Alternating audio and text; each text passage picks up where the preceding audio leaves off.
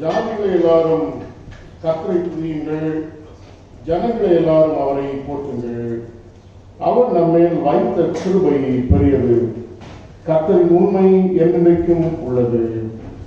அவர் நம்மேல் வைத்த கிருபை பெரியது, கர்த்தரின் உண்மை என்றென்றைக்கும் உள்ளது. ஜெபம் செய்வோம்.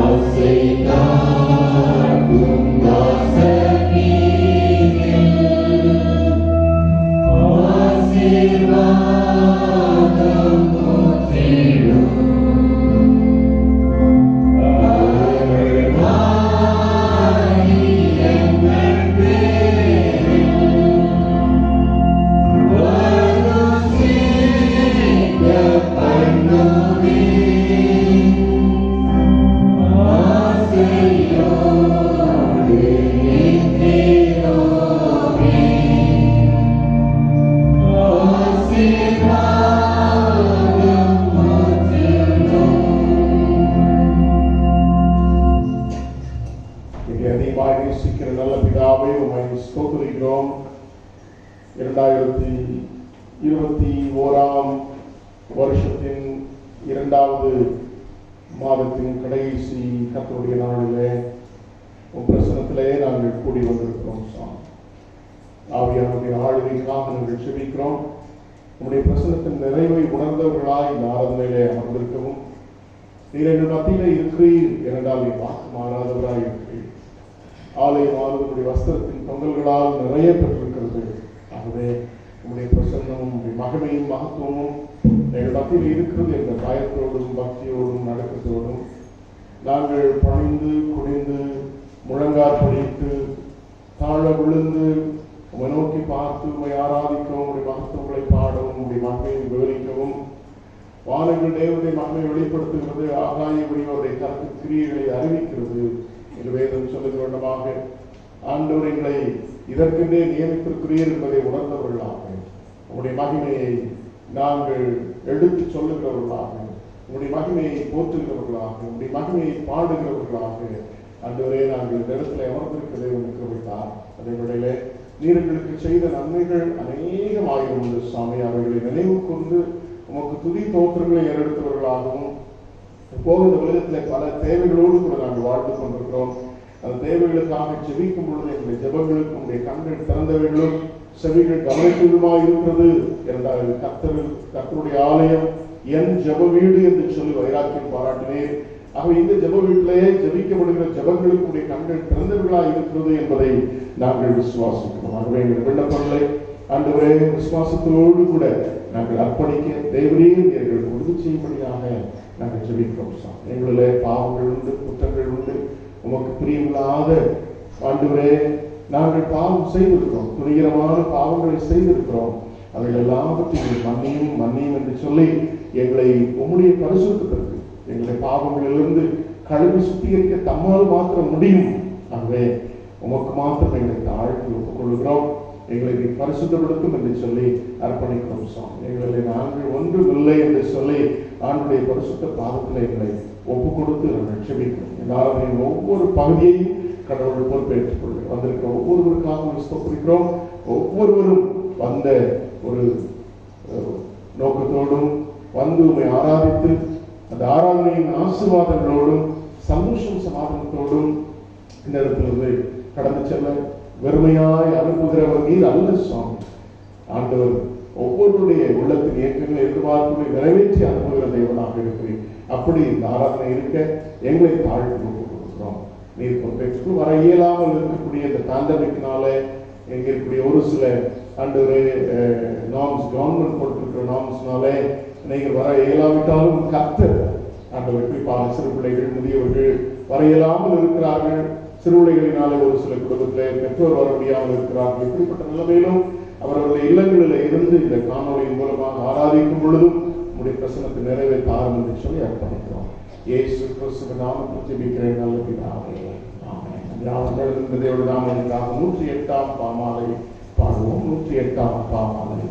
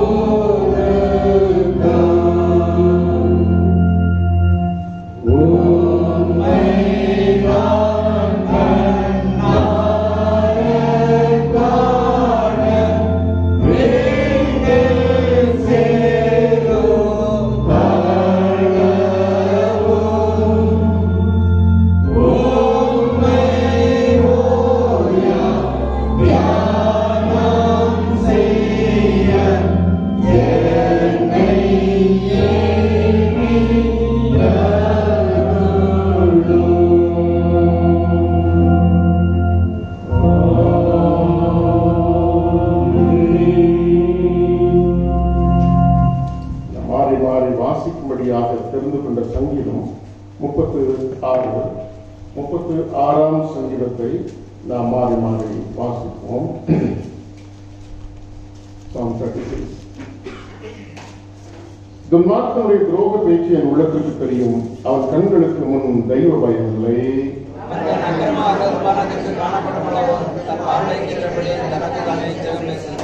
அவன் வாயின் வார்த்தையில் அக்கிரமும் வஞ்சகம் உள்ளது. புத்தியாய் நடந்து கொள்வதையும் நன்மை செய்வதையும் விட்டுவிட்டான்.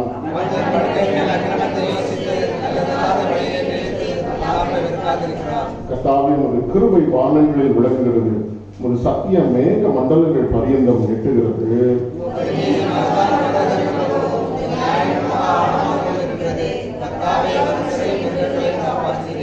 தேவனே, உம்முடைய கிருபை எவ்வளவு அருமையானது. அதனால் மனுபுத்திரர் உமது செட்டைகளின் நிழலிலே வந்தடைகிறார்கள்.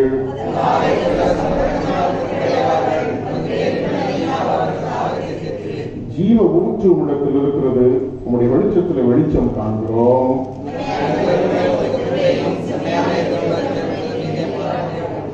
பெருமைக்காரன் கால் என்னை வராமலும் துன்மார்க்கருடைய கை என்னை பறக்கடையாமலும் இருப்பதாக. யாரும் இணைந்து நம்முடைய விசுவாசத்தை உறுதி செய்ய வண்ணமாக அப்போஸ்தலர் கற்றுக் கொடுத்த விசுவாச பிரமாணத்தை சொல்லி அறிக்கையிடுவோம். வானத்தில் பூமியை படைத்த சகல பிதாவாகிய விசுவாசிக்கிறேன். அவருடைய குமாரனாகிய இயேசு கிறிஸ்துவை விசுவாசிக்கிறேன். அவர் பரிசுத்தவான்களிலே கர்த்தராகிய காலத்தில் பாடுபட்டு சிறையாயிருந்து மரித்து அடக்கப்பட்டு பாதாளத்தில் இறங்கினார். மூன்றாம் நாள் மரித்தோருக்கு எழுப்பினார். பரமத்திலே சர்வ பிதாவாகிய நல்வாழ்த்துகின்றார். அவர்களுக்கு உயிரோடு மரித்தோர் ஞானத்தில் வருவார். பரிசுத்தவான் விசுவாசிக்கிறேன். உருவாகின்ற வருஷத்தை சகலரைக்கும் பாவ மன்னிப்பும் சரிப்படுகிறது. நித்திய ஜீவனும் விசுவாசிக்கிறேன். ஆமென். பிதாவுக்கோ குமாரனுக்கோ பரிசுத்த ஆவிக்கோ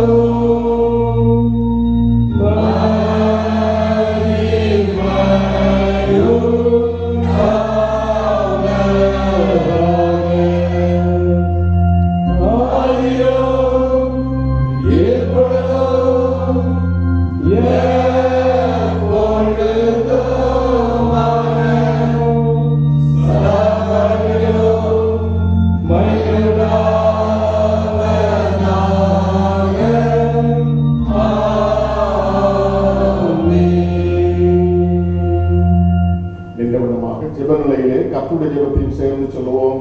பரமனில் இருக்கிற எங்கள் பிதாவே, அந்த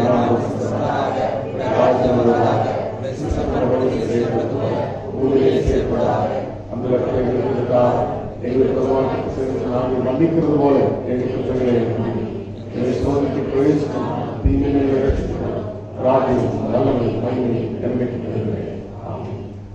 வேத பாடம் வாசி கேட்போம்.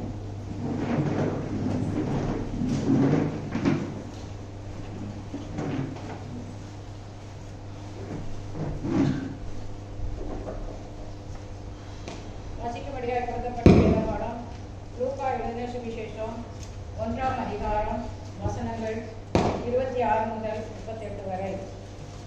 லூக்கா 1ஆம் அதிகாரம் வசனங்கள் 26 முதல் 38 வரை.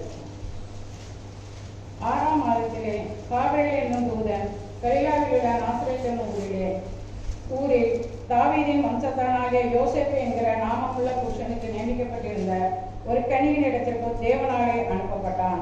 அந்த கன்னியின் பெயர் மரியாள். அவள் இருந்த வீட்டில் தேவதூதன் பிரவேசித்து, கிருபை பெற்றவளே வாழ்க, கர்த்தர் உன்னுடனே இருக்கிறார், ஸ்திரீகளுக்குள்ளே நீ ஆசீர்வதிக்கப்பட்டவள் என்றார். அவளோ அவனை கண்டு அவன் வார்த்தையினால் கலங்கி இந்த வாழ்த்துதல் எப்படிப்பட்டதோ என்று சிந்தித்துக் கொண்டிருந்தாள். தேவதூதன் அவளை நோக்கி, மரியாளே, பயப்படாதே, நீ தேவனிடத்தில் கிருபை பெற்றாய். இதோ நீ கர்ப்பவதியாகி ஒரு குமாரனை பெறுவாய். அவருக்கு இயேசு என்று பெயரிடுவாயாக. அவர் பெரியவராயிருப்பார், உன்னதமானவருடைய குமாரன் எனப்படுவார். கர்த்தராகிய தேவன் அவருடைய பிதாவாகிய தாவீதின் சிங்காசனத்தை அவருக்கு கொடுப்பார். அவர் யாக்கோபின் குடும்பத்தாரை என்றென்றைக்கும் அரசாளுவார். அவருடைய ராஜ்யத்துக்கு முடிவிராது என்றார். அதற்கு மரியாள் தேவதூதனை நோக்கி, இது எப்படி ஆகும்? புருஷனை அறியேனே என்றார். தேவதூதன் அவளுக்கு பிரயுத்தரமாக, பரிசுத்த ஆவி உன்மேல் வரும், உன்னதமானவருடைய பலம் உன்மேல் நிலையிடும். ஆதலால் உன்னிடத்தில் பிறக்கும் பரிசுத்தமுள்ளது தேவனுடைய குமாரன் எனப்படும். இதோ உனக்கு இனத்தாளாய் இருக்கிற எலிசபெத்தும் தன் முதிய வயதிலே ஒரு புத்திரனை கற்பந்தரித்திருக்கிறார். மலடி எனப்பட்ட அவளுக்கு இது 6ஆம் மாதம். தேவனாலே கூடாத காரியம் ஒன்றுமில்லை என்றார். அதற்கு மரியாள், இதோ நான் ஆண்டவருக்கு அடிமை, உம்முடைய வார்த்தையின்படி எனக்கு ஆகக்கடவுது என்றார். அப்பொழுது தேவதூதன் அவரிடத்தில் இருந்து போய்விட்டான் என்பது வாசிக்க முடியாது. கொடுக்கப்பட்ட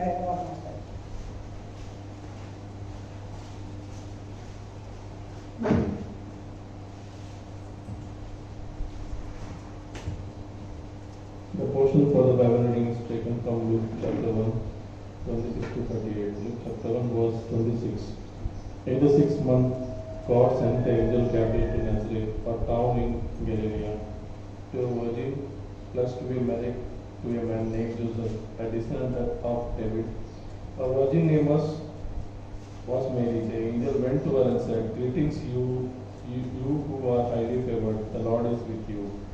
Mary was greatly troubled at his words and wondered what kind of greetings this might be. But the angel said to her, "Do not be afraid, Mary. You have found favor with God. You will be with a child and give birth to a son, and you are to give him the name Jesus. He will be great and will be called the Son of the Most High.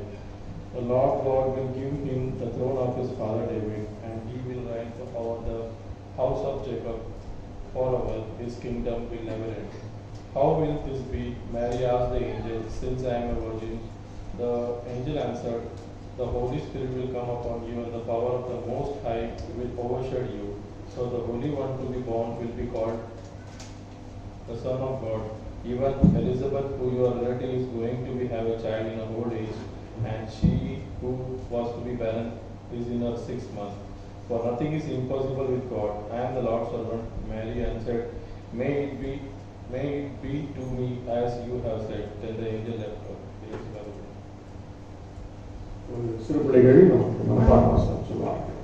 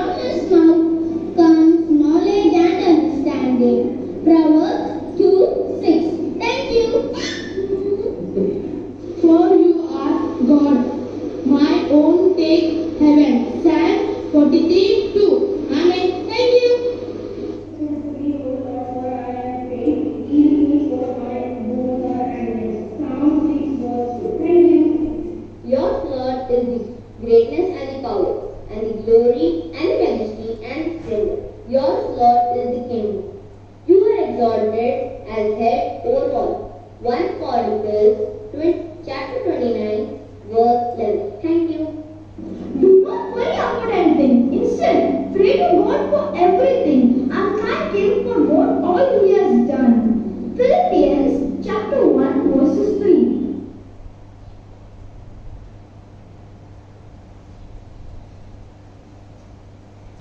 பிறந்தநாள் வாழ்த்துக்கள்.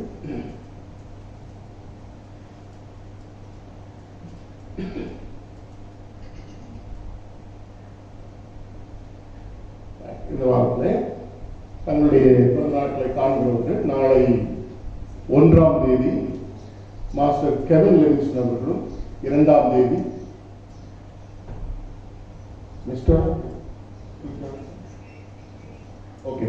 Mister இ Johnson அவர்களும், 4ஆம் தேதி miss Serena grace Samuel அவர்களும் தங்களுடைய பிறந்த நாட்களை காண்கிறார்கள். ஐ திங்க் நீங்கள் முன்னால் வர ஆரம்பிச்சிடலாம். யாராவது வந்திருந்தீங்கன்னா நீங்கள் முன்னால் வாங்க, யூ கம் ஃபார்வர்ட் அண்ட் அப்படின்னு இருந்தீங்கன்னா ஜோம் பண்ணிக்கலாம். Sir come forward and stand.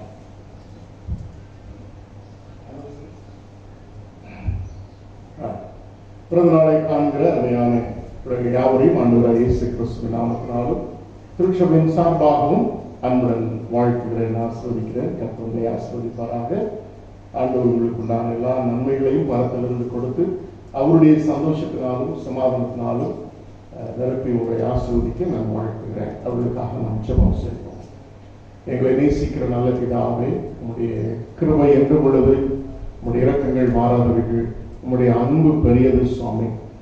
அந்த அன்புக்கு பாத்திரவான்களாகவும் உம்முடைய கிருபை நிழலை தம்முடைய பிள்ளைகளை நீர் சேர்த்துக் கொண்டபடினாலும் அதனாலே இந்த உலகத்திலே நாங்கள் ஜீவனோடும் சுகத்தோடும் காக்கப்படுகிறோம் என்பதை விசுவாசித்து இந்த வாரத்திலே பிறந்த நாட்களை காண்கிற இன்று நம்முடைய பிள்ளைகளை நம்முடைய ஆளுகைக்கு ஒப்புக் கொடுக்கிறோம் சுவாமி.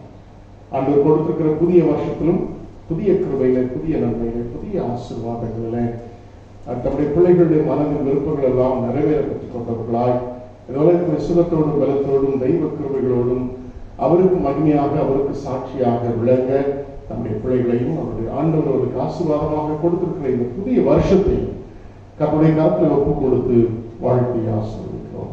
இயேசு கிறிஸ்துவின் நாமத்தில் பிதாவே.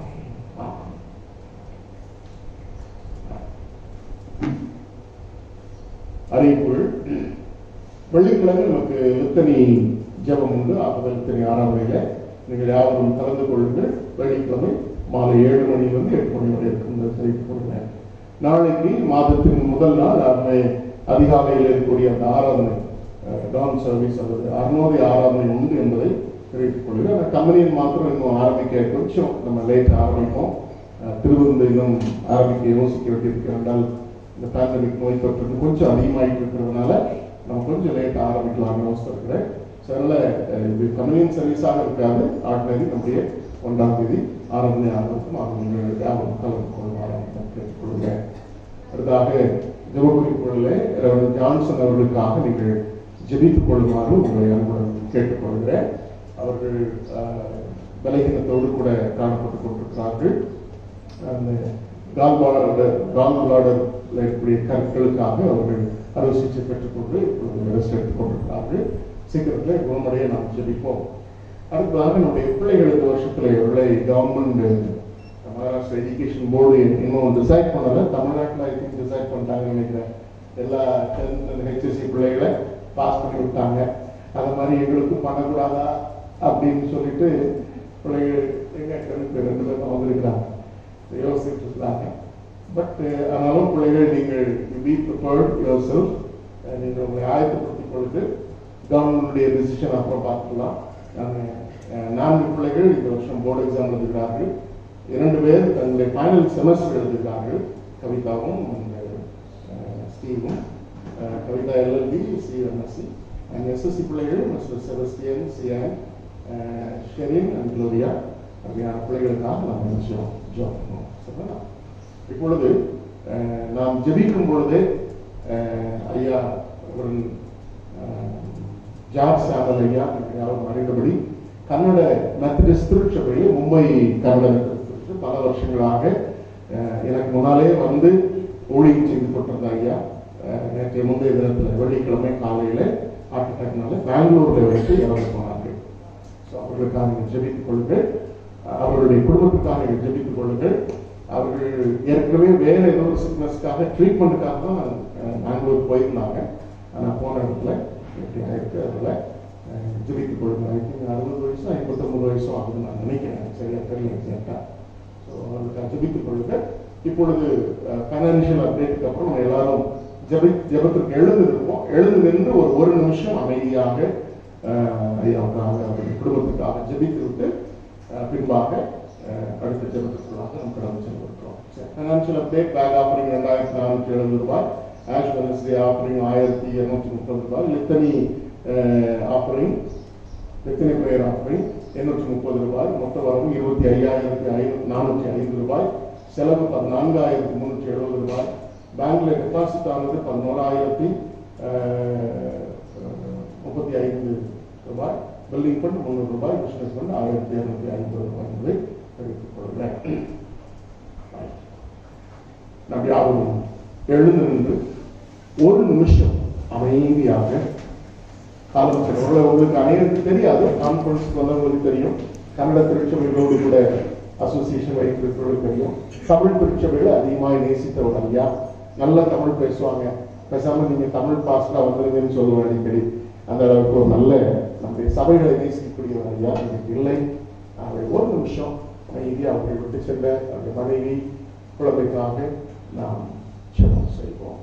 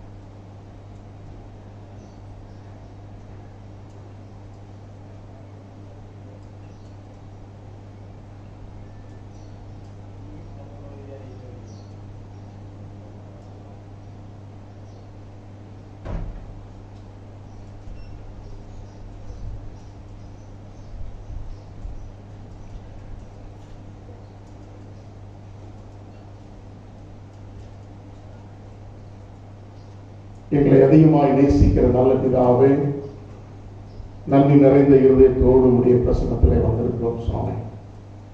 இந்த காலை ஆராதனை வேளையிலே எங்களை விண்ணப்பங்களோடு வந்திருக்கிறோம் என்றால் விண்ணப்பங்களை கேட்கிறவர் நீர் சுவாமி, ஜெபத்தை கேட்கிறவர். இது ஜெப வீடு, ஜெபத்திற்கு என்று பிரதிஷ்டை செய்யப்பட்ட ஆலயம் சுவாமி. அது கூடார காலமாக இருந்தாலும் சரி, ஆலயம் கட்டப்பட்ட காலங்களாக இருந்தாலும் சரி, பின்பாக சிற்றாலயங்களாக ஆங்காங்கே ஆலயங்கள் கட்டப்பட்டிருந்தாலும் சரி, சபை உருவானதற்கு பின்பாக கட்டப்பட்டிருக்கிற ஆலயங்களாக இருந்தாலும் சரி, எல்லாமே என் ஜெப வீடு என்று சொல்ல நாட்களில் கர்த்தர் பக்தி வைராக்கு பாராட்டியிருக்கிறேன். ஜெபத்திற்கென்று பிரதிஷ்டை செய்யப்பட்ட இடங்கள். ஆகவே இங்கே ஜெபிக்கிற ஜெபங்களுக்கு கண்கள் திறந்தவைகளும் செவிகள் கவனித்தவர்களுமாக இருக்கிறது சுவாமி. இந்த நாளிலே ஏசாயா 59ஆம் அதிகாரத்திலே 1, 2 வசனங்களை வாசிக்கிற விதமாக எங்களுடைய ஜெபங்கள் நீர் கேட்கக்கூடாதபடி, உங்களுடைய சேவையை கேட்கக்கூடாதபடி, ஆண்டவரே விலைக்கு போடாதபடியும், ஆண்டவரே எங்களுடைய பாவங்கள் இடைசுவரா இல்லாதபடி சாமி, நாங்கள் எங்களுடைய பாவங்களை முதலாவது அறிக்கையிட்டு எங்கள் விண்ணப்பங்களை ஏறெடுக்கிறோம் சாமி. எங்களுடைய குறைகள் குற்றங்கள் உண்டு. அன்றைக்கு ஏசாயா தீர்க்கதரிசி கர்த்தரால் அழைக்கப்பட்ட பொழுது நான் அசுத்த உதத உள்ளவன் என்று சொல்லி ஜெபித்து கர்த்தருடைய பலிபீடத்தின் அக்னியினாலே தொடப்பட்டதினாலே அன்றைக்கு சுத்தமானால் என்று சொல்லுகிறது. அப்படி எங்களுக்காக பலியான இயேசு கிறிஸ்து எங்களை தொடும் பொழுது நாங்கள் பரிசுத்தமாகிறோம் என்ற விசுவாசத்தை எங்களை தாழ்த்தி அர்ப்பணிக்கிறோம் சாமி. இந்த காலங்களிலும் ஆண்டுடைய சன்னிதானத்திலே குறிப்பாக காலம் சென்ற ஜார்ஜ் ஐயா அவர்கள் விட்டு சென்ற குடும்பத்துக்காக ஐயா அம்மாவுக்காக மகளுக்காக நாங்கள் ஜெபிக்கிறோம் சுவாமி. அது மாத்திரமல்ல, ஐயா ஊழியம் செய்த எல்லா திருச்சபைகளையும் நாங்கள் நினைக்கிறோம். அவர்களோடு கூட பழகின போதர்கள், மற்ற திருச்சபை விசுவாசிகள் உண்டு சுவாமி. அதிகமாக ஆலயத்தை நேசித்தார்கள், விசுவாசிகளை நேசித்தார்கள். இன்றைக்கு இல்லை என்ற ஒரு நன்மை அநேக சோர்வோடு துக்கத்தோடு கவலையோடு கூட இருக்கிறார்கள். அவருடைய கண்ணீர்கள் எல்லாவற்றையும் துடைத்து ஆறுதலையும் சமாதானத்தையும் தாருங்கள் சொல்லி நாங்கள் அதிகமாக ஜெபிக்கிறோம் சுவாமி. மாத்திரமல்ல, இந்த காலவெளியிலே ஆண்டவரே மற்றும் சுயமா இருக்கக்கூடிய ஒவ்வொரு பிள்ளைகளுக்காக விசேஷமாக நாங்கள் ஜெபிக்கிறோம். டிடி ஜான்சன் ஐயா அவர்களுக்காக நாங்கள் ஜெபிக்கிறோம். அவருடைய பலகீனங்களிலே அவர்களை நீர் தாங்கும் பலப்படுத்தும் என்று சொல்லி அவர்கள் என்ன நோக்கத்துக்காக ஆண்டவரே அந்த அறுவை சிகிச்சை செய்தார்கள் அதிலிருந்து பரிபூர்ணமான விடுதலை பெற்றுக்கொள்ளத்தக்கதான பலத்தை கர்த்தர் உண்டாக்கி கொடுக்கும்படியாக நாங்கள் ஜெபிக்கிறோம் சுவாமி. ஆண்டவர் பரிபூர்ணமான சுகத்துக்காக பரிபூர்ணமான விடுதலை தான் சீக்கிரத்திலே அந்த பலகீன படுக்கையிலிருந்து எழுந்திருந்து சுவாமி அவர்கள் தன்னுடைய ஊழியத்தை தொடரத்தக்கதான பலத்தை கர்த்தர் உண்டாக்கி கொடுக்கும்படியாக நாங்கள் ஜெபிக்கிறோம் சுவாமி.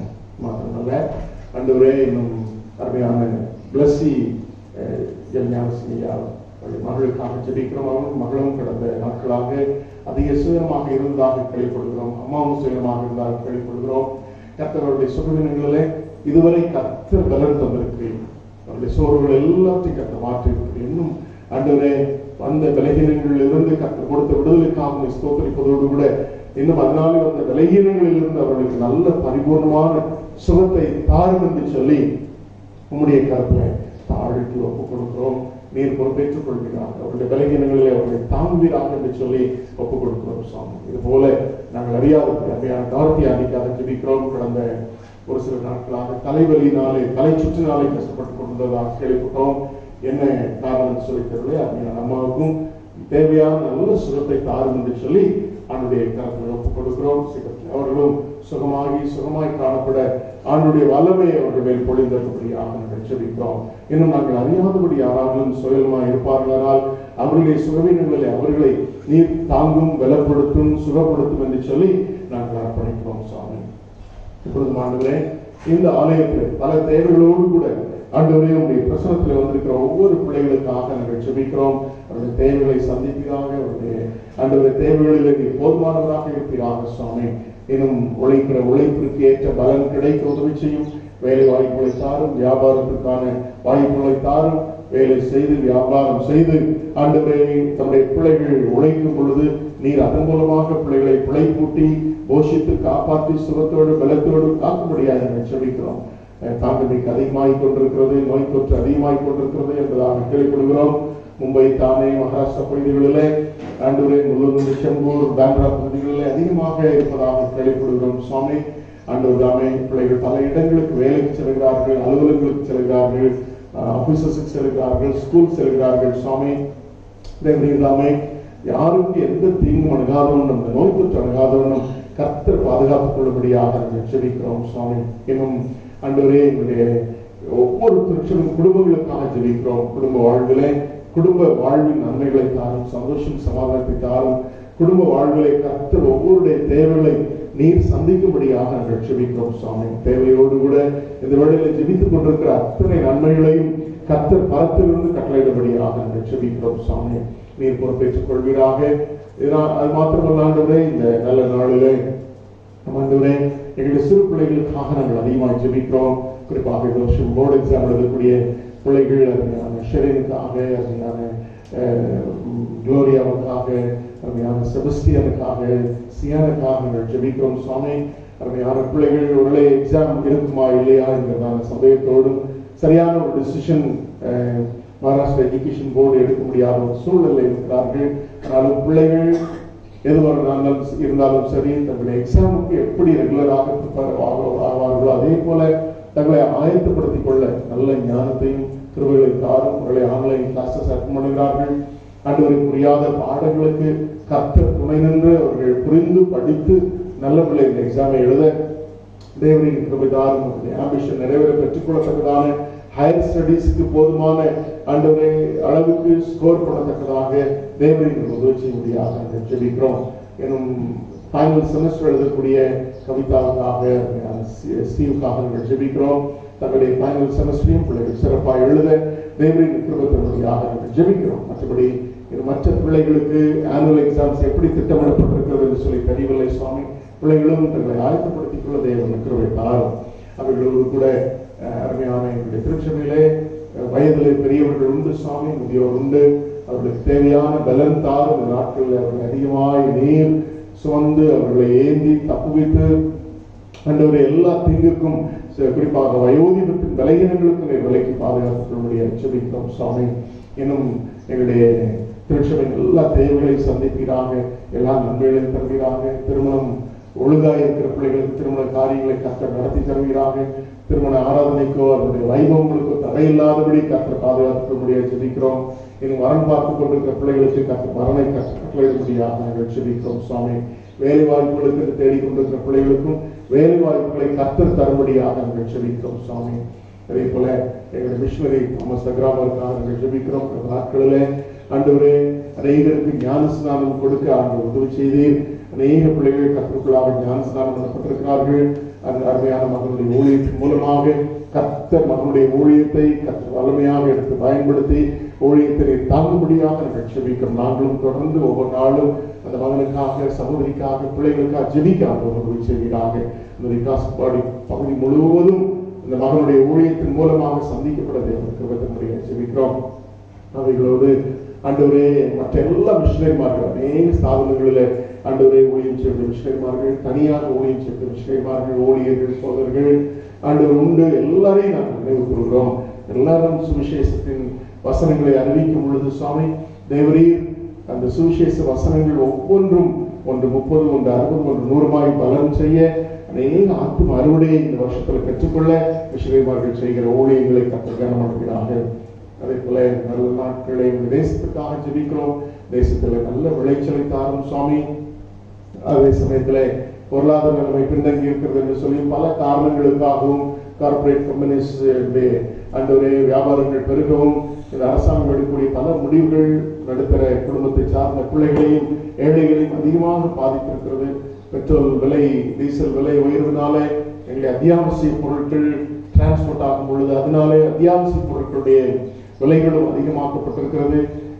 நாங்கள் உண்ணக்கூடிய உணவு பொருட்களுடைய விலைகளும் அதிகம் அறிவித்துக் கொண்டிருக்கிறதுனாலே ஆண்டவரே வேலை இல்லாத நிலைமை, சரியான சம்பளம் இல்லாத நிலைமை, இந்த நிலைமையிலே இப்படிப்பட்ட விலை உயர்வுகளை சந்திக்கும் பொழுது எவ்வளவு கடினமான ஒரு வாழ்க்கை என்பதை நாங்கள் புரிகிறோம். ஆகவே எங்கள் தேசத்திற்கு ஆளுகிறவர்களுக்கு நல்ல ஞானம் தாரும். அந்த ஆளுகிறவர்கள் தேசத்தின் ஜனங்களுக்கு அவர்களுடைய வாழ்வாதாரத்துக்கு முக்கியத்துவம் கொடுக்கத்தக்கதாக, அவருடைய வாழ்வின் தரத்தை உயர்த்துவதற்கு முக்கியத்துவம் கொடுக்கத்தக்கதாக தேவன் கிருபையின்படியாக ஜெபிப்போம். இன்னும் ஒரு சில மாநிலங்களிலே எலெக்ஷன்ஸ் இருக்கிறது. ஆண்டவர் தாமே நல்ல ஆட்சியாளர்களை அந்த மாநிலங்களுக்கு நீ தரும்படியாக நாங்கள் ஜெபிக்கிறோம். நோய் தொற்றும் இருக்கிறது. அந்த நோய் தொற்றிலிருந்து எங்களுடைய இந்திய ஜனங்கள் காக்கப்படத்தக்கதாக சீக்கிரத்தில் அது முற்றிலும் ஒழிக்கப்பட தேவன் கிருபையின்படியாக அர்ப்பணிக்கிறோம் சுவாமி. நாளின் செய்திக்காக ஜெபிக்கிறோம். எங்களோடு கூட பேசும் என்று சொல்லி உடைய வசனங்களுக்கு எங்களை தாழ்த்தி அர்ப்பணிக்கிறோம். இயேசு கிறிஸ்துவின் நாமத்தில் ஜெபிக்கிறேன் நல்ல பிதாவே.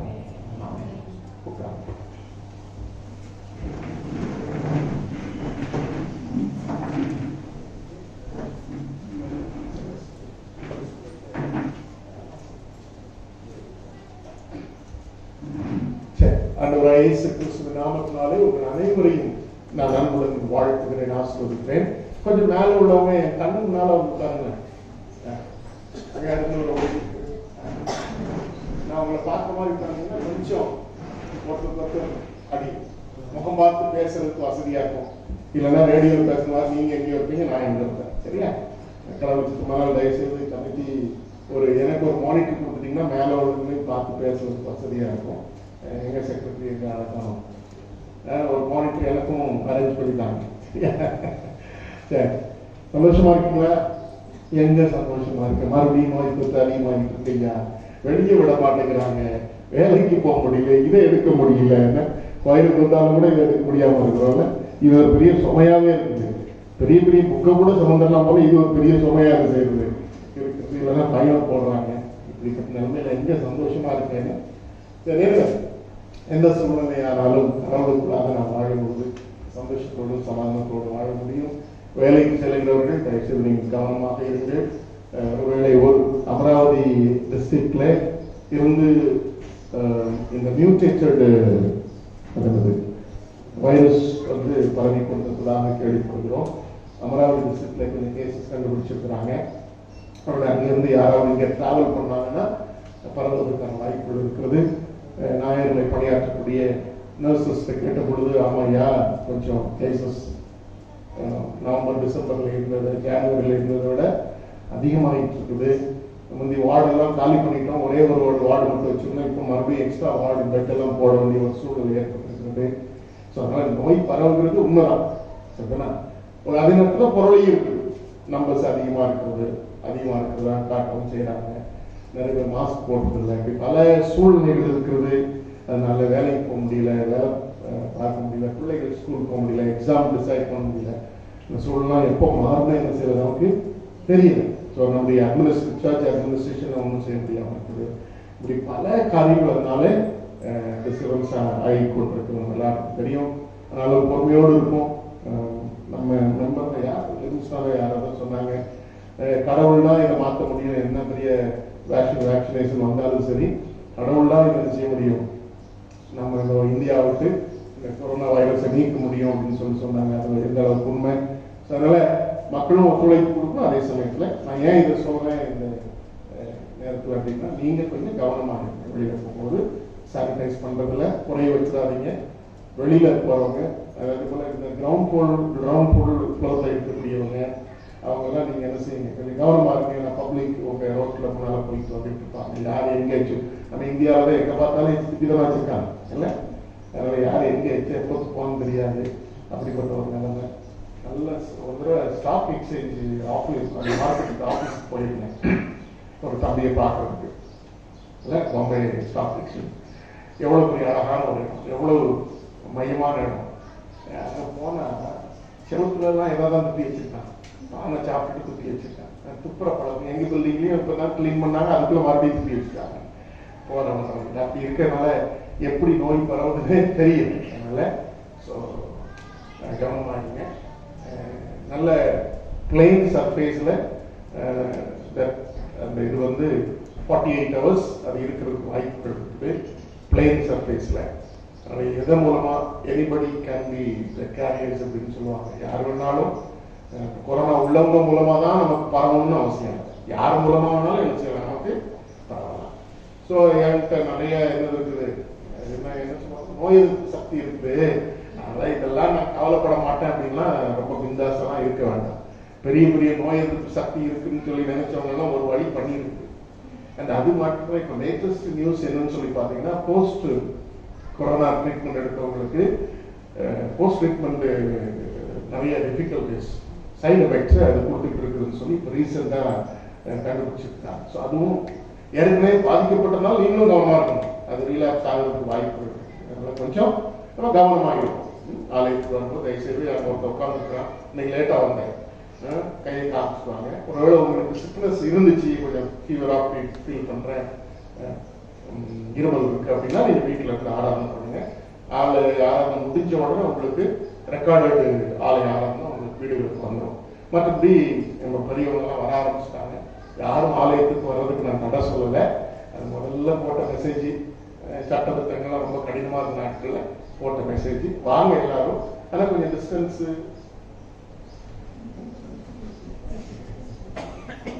கீழ்படியாதனால கொஞ்சம் டிஸ்டன்ஸ் மெயின்டைன் பண்ணி என்ன செய்யுங்க, உட்காருங்க, மாஸ்க் போட்டுக்காங்க. நம்ம க்ளோஸ்டு ரூம்ல இருக்கிறனால மாஸ்க் போட்டுக்கிறது. ரொம்ப ஓப்பன் ஸ்பேஸ்ல இருக்கணும்னா தட் கேன் டிராவல், ஏர்ல டிராவல் பண்ணலாம் அப்படின்னு சொல்லிட்டு கொஞ்சம் ஒரு பர்டிகுலர் டிஸ்டன்ஸுக்கு இட் மே டிராவல். அது வெயிட்டாக இருந்தாலும் அந்த எச்சில் வரக்கூடிய அந்த அல்லது ஏதாவது அந்த நீர் திவலைகளில் ஒன்றா இருக்கும்போது அது எவ்வளோ தூரத்துக்கு அது ஏர்ல டிராவல் பண்ண முடியுமோ அந்த டிஸ்டன்ஸ்க்கு அது டிராவல் பண்ணணும். அதனால நம்ம கொஞ்சம் சேஃபாக இருந்துக்கிறது நமக்கு நல்லது. சரிதான்? இல்லை, வருமுன் காப்போம், அதுதான் நமக்கு நல்ல ஒரு ஸ்லோகன். வருமுன் காப்போதான் இன்னைக்கு நம்ம வாங்கிக் கொள்ள வேண்டிய ஸ்லோகன். சரிதான்? சரி, இன்னைக்குள்ள செய்திக்குள்ள போலாமா? இது என் மனசுல பட்டுச்சு, அதனால அப்பப்போ ஒரு சின்ன ரிமைண்டர் உங்களுக்கு கொடுக்கணும். நீங்களும் பிந்தாசாம இருக்காதீங்க. அப்படின்னா நீங்கள சொல்லுவாங்க பிந்தாஸ் வீட்டுல ஒன்றும் போடாம நாங்கள் உட்காந்து போறோம்னு, அது மாதிரிலாம் நாங்கள் பிந்தாசா தான் இருப்போம் அப்படின்னா இருங்க. அப்புறம் அதுக்கு பின்னால் வரக்கூடிய விளைவுகளை நீங்க தான் செய்ய போறீங்க, ஃபேஸ் பண்ண போறீங்க. அப்படி இருக்கக்கூடாதுன்னு தான் இப்ப சொல்லிட்டு இருக்கிறேன். என்ன நர்சம்மா உங்க பிள்ளைதான் அப்படி இருக்காரு. That is your boss. You don't use like. சரி, இந்த சந்தோஷமான நாளும் ஒரே உலகம் முழுசும் பயத்தோடு கூட வாழ்ந்து கொண்டிருக்கிற நாட்கள் கடவுள் நல்லவராக நம்ம நடத்திருக்கிறார். இந்த வருஷம் இந்த உபவாச நாட்கள்ல நாம் தியானித்துக் கொண்டிருக்கிற அருமையான செய்தி, ஒன்றாம் உண்மை நீர் அனுப்பினவராக இயேசு கிறிஸ்துவை அறிவதே meditation. Knowing our God Almighty through Jesus Christ is eternal life. Right? இயேசு கிறிஸ்துவின் மூலமாக உன்னத தெய்வத்தை அறிந்து கொள்வது. அதுக்காக இயேசு கிறிஸ்து வேற பிதா வேற அப்படின்னு சொல்லிட்டு கான்செப்ட்ல என்ன செஞ்சாங்க வந்துறாங்க. அப்படிப்பட்ட ஒரு செய்தியை இந்த வருஷத்துல அதிகமாக என்னுடைய நிறைய பேர் உபவாசம் பண்றீங்க, ரொம்ப சந்தோஷமா இருக்குது. உபவாசிக்கிற நீங்கள் என்ன செய்யுங்க, எல்லாருமே என்ன செய்யுங்க, கடவுளை அறிவை அதிகமாக பெற்றுக்கொள்வதற்கு நீங்க அதிகமா சமயம் எடுக்குமாறு அன்புடன் கேட்டுக்கொள்கிறேன். See, knowing the reality of Christ and God Almighty is totally different from the knowledge we get in the world. உலகத்துல நாம் பெற்றுக்கொள்ளுகிற அறிவு, இப்ப பாத்தீங்கன்னா உலகத்துல நம்ம எப்படி அறிவு பெற்றுக்கொள்கிறோம்? பார்க்கறதுல, கேட்கறதுல, உணர்கிறதுல, தொடுறதுல, படிக்கிறதுல, நிறைய படிக்கிறதுல, வாசிக்கிறதுல, மூவிஸோ மற்ற நியூஸோ வாட்ச் பண்றதுல என்ன செய்யறோம்? நம்ம நிறைய we gain more knowledge. சரியா? ஆனா இந்த கிறிஸ்தவ ஜீவியத்துல gaining knowledge is totally different from the world. Gaining knowledge from the world. நம்ம ஆவிக்குரிய ஜீவியத்துல தெய்வத்தை குறித்த அறிவை பெற்றுக்கொள்வது என்பது முற்றிலுமான வித்தியாசமானது. கொஞ்சம் ஜஸ்ட் ஆப்போசிட்டா இருக்கும் நிறைய விஷயங்கள். சரிங்களா? சரி, அப்போ அவ்வளவு பெரிய தெய்வத்தை, அவ்வளவு பெரிய கடவுளை நம்ம வந்து இந்த குறிப்பிட்ட அறிவு இருக்கு, நமக்கு எல்லாருக்குமே லிமிட்டட் நாலேஜ் அண்ட் அண்டர்ஸ்டாண்டிங் இருக்கிறது. ஒருவேளை சிலர் ரொம்ப புத்திசாலியா இருப்பாங்க, அதனால சில விஷயங்களை ஈஸியா புரிஞ்சுக்குவாங்க. இந்த அல்ஜீப்ரா மண்டைக்கே யாராவது தமிழ்ல ஒரு பயிற்சி சொல்லியிருக்கிறார், கணக்கு பிணக்கு எனக்கு ஆமனுக்கு அப்படின்ற மாதிரி. எங்க மாதிரி ஆட்கள் எல்லாம் கணக்கு பிணக்கு தான். கணக்குனா அது வந்து ஒரு என்ன சொல்றது, ஒரு கன்ஃபியூஸ்டு சப்ஜெக்ட் தான் பிணக்கு. கணக்கு பிணக்கு மணக்கு நிறைய சமயம் கணக்கு பிணக்கு மணக்கு ஆமணக்குன்னு சொல்லுவாங்க. ஒரு வலுவலு சப்ஜெக்ட் அது. சரியா? அப்படி சொல்லி முடிக்கிறார் மாதிரி எங்க மாதிரி ஆட்களுக்கு கணக்குல புலிகள்லாம் இருக்காங்க இல்லையா? அதனால கடிச்சு வச்சுக்காங்க. கணக்குல பெரிய பெரிய புலிகள்லாம் இருக்காங்கலாம் கொஞ்சம் அறிவு திறன் அதிகமாய் கற்றுக்கொண்டவர்கள் அப்படின்னு வச்சுக்கலாமே. சரி, வேற இவருக்கு ஏற்று படிப்பு மட்டும்தான் இருக்கும். அதாவது ஏற்று படிப்புனா புக்ல உள்ள நாலேஜ் மட்டும் தான் இருக்கும், ஆனா விஸ்டம் இருக்காது. So whenever we pray for our children, we pray not for the knowledge, for the wisdom. கடவுளுக்கு பிள்ளைகளுக்காக ஜெபம் பண்ணும்போது அறிவுக்காக ஜெபம் பண்ணாதீங்க, ஞானத்துக்காக ஜெபம் பண்ணுங்க. அதான் முக்கியமானது. See, wisdom is better than knowledge. நமக்கு பெரிய அறிவு இருக்கிறவங்க எல்லாருமே ஞானவான்கள் சொல்ல முடியாது. அறிவு இல்லாதவங்களும் ஞானமுள்ளவர்களா இருக்கக்கூடிய அனுபவத்தை நினைச்சிருக்கிறோம். அப்போ ஆண்டவராகிய தெய்வத்தை அறிந்து கொள்வது நமக்கு ஒரு லிமிட்டட் இருக்கு. ஒவ்வொருத்தருக்கும் ஒரு குறிப்பிட்ட அறிவு இருக்கு. அதே நேரத்துல இயேசுவை அறிந்து கொண்ட பிள்ளைகளை நீங்கள் பார்த்தீங்கன்னா பெரிய பெரிய வாய்ஸ் மேன்லாம் கிடையாது, ரொம்ப சாதாரணமானவர்கள், ரொம்ப சிம்பிளானவங்க. இயேசுவை குறித்தான அறிவு அதிகமா இருப்பாங்க, பெற்றிருப்பாங்க. கடவுளை குறித்தான அறிவு அதிகமா இருக்கும். பட் வைசஸ்ட் பீப்புளுக்கு அவ்வளவு என்ன செய்யாது கடவுளை பற்றி, because they reason for everything. இல்லையா? The wisest people, they reason for everything. என்ன செய்வாங்க? They look for evidence. Evidence நம்ம கொடுக்கலாம். கடவுள் இருக்கிறார்ன்றதுக்கு we can give a number of evidence for the existence of God. சரிதானா? ஆனா அதே சமயத்துல அவங்களுக்கு கண்ணு முன்னால இருந்தாதான் என்ன பிசிக்கலா அவங்களுக்கு இருந்தாதான் அவங்க நம்பக்கூடியவங்க. ஏன்னா அவங்க ரொம்ப அறிவாளிகள். சரிதானா? அவங்களுக்கு பிலாசபிக்கலா டீல் பண்ணாதான் அவங்களுக்கு கடவுள் இருக்கிறாரா அப்படிங்கறத சொல்லிக் கொடுக்க முடியும். நம்ம ரொம்ப ஹைலி இன்டெலக்சுவலாம் கடவுளை அறிஞ்சிக்க முடியாது. சரியா? அவசியமும் இல்லை. பெரிய அறிவு திறன்லாம் கடவுளை அறியறதுக்கு அவசியம் இல்லை. ஏன்னா Christ has made it very simple to understand and know God Almighty. அறிய முடியாத ஒரு தெய்வத்தை, காண முடியாத ஒரு தெய்வத்தை, சேர முடியாத ஒரு தெய்வத்தை அறிந்து கொள்வதற்கு ஒரு எளிமையான ஒரு முறைய ஆண்டவர் நமக்கு வழிமுறை, ஒரு மார்க்கத்தை நமக்கு ஏற்படுத்தி வைத்திருக்கிறார். சரிங்களா? ஏற்படுத்தி வைத்திருக்கிறார். இப்போ கடவுளை அறிந்து கொள்ளக்கூடிய அந்த முக்தி இந்தியன் கான்டெக்ஸ்ட்ல பார்க்கும்போது முக்தி அடைதல் என்றால் coming to the knowledge of God, coming in the knowledge of God அப்படின்னு சொல்லுவாங்க. அதாவது கடவுளை குறித்தான அறிவை பெற்றுக்கொள்வதுதான் முக்தி அப்படின்னு சொல்லுவாங்க. அந்த முக்தி அடைவதற்கு சிலர் வந்து யோகா செய்யறான், சிலர் வந்து என்னெல்லாமோ தவம் செய்யறான், சிலர் காசிக்கு அங்கன்னு போறாங்க. அது அவங்க சமயத்தை சார்ந்தவர்கள். இப்படி பல விஷயங்கள் இருக்குது. நான் வெறும் கடவுளை குறித்தான அறிவை வேதாகமத்திலிருந்து மாத்திரம் பெற்றுக்கொள்ளலாம் என்பதை நான் சொல்ல வரவில்லை. வேதாகமும் நமக்கு ஆதாரம். சொல்லுங்க, இந்த வேதாகமத்தை வாசிக்கிறவர்களும் ஏன் கற்றுக்கொள்ளுகிறவர்களும் படிக்கிறவங்க, அதாவது those who study and read the Bible, அவங்களுக்கு கூட கடவுளை பற்றின அறிவு இல்லாமல் இருப்பதற்கான வாய்ப்புகள் இருக்குது. புரியுதா? பெரிய வேத பண்டிதர்கள்லாம் இருக்காங்க. வேத பண்டிதர்கள் சில நேரங்களில் பயப்படாதீங்க. ஆனா நீங்க உங்களுடைய விசுவாசத்தை கன்விக்ஷனை பாதுகாத்து போட்டீங்கன்னா எந்த இடத்துலயும் நீங்க உங்க விசுவாசத்தை வந்து என்ன செய்ய முடியாது, உங்களை வெளிப்படுத்த முடியாது. யூடிசின்னு ஒரு காலேஜ் இருக்கு, யுனைடெட் தியாலஜிக்கல் செமினரி அப்படின்னு சொல்லிட்டு பெங்களூர்ல இருக்கிறது. ரொம்ப ராடிக்கலா திங்க் பண்ணக்கூடியவர்கள், ரொம்ப ராடிக்கலா தான் அங்க இருப்பாங்க. நீங்க பாய்ஸோட ரூம்ஸ்லாம் போனீங்கன்னா சிலரும் பாய்ஸு ப்ரொஃபசர்ஸே தம் அடிச்சுங்க வருவாங்க. எங்க பைபிள் காலேஜ்ல சொன்ன உயர்ப்புமா இருக்குல்ல.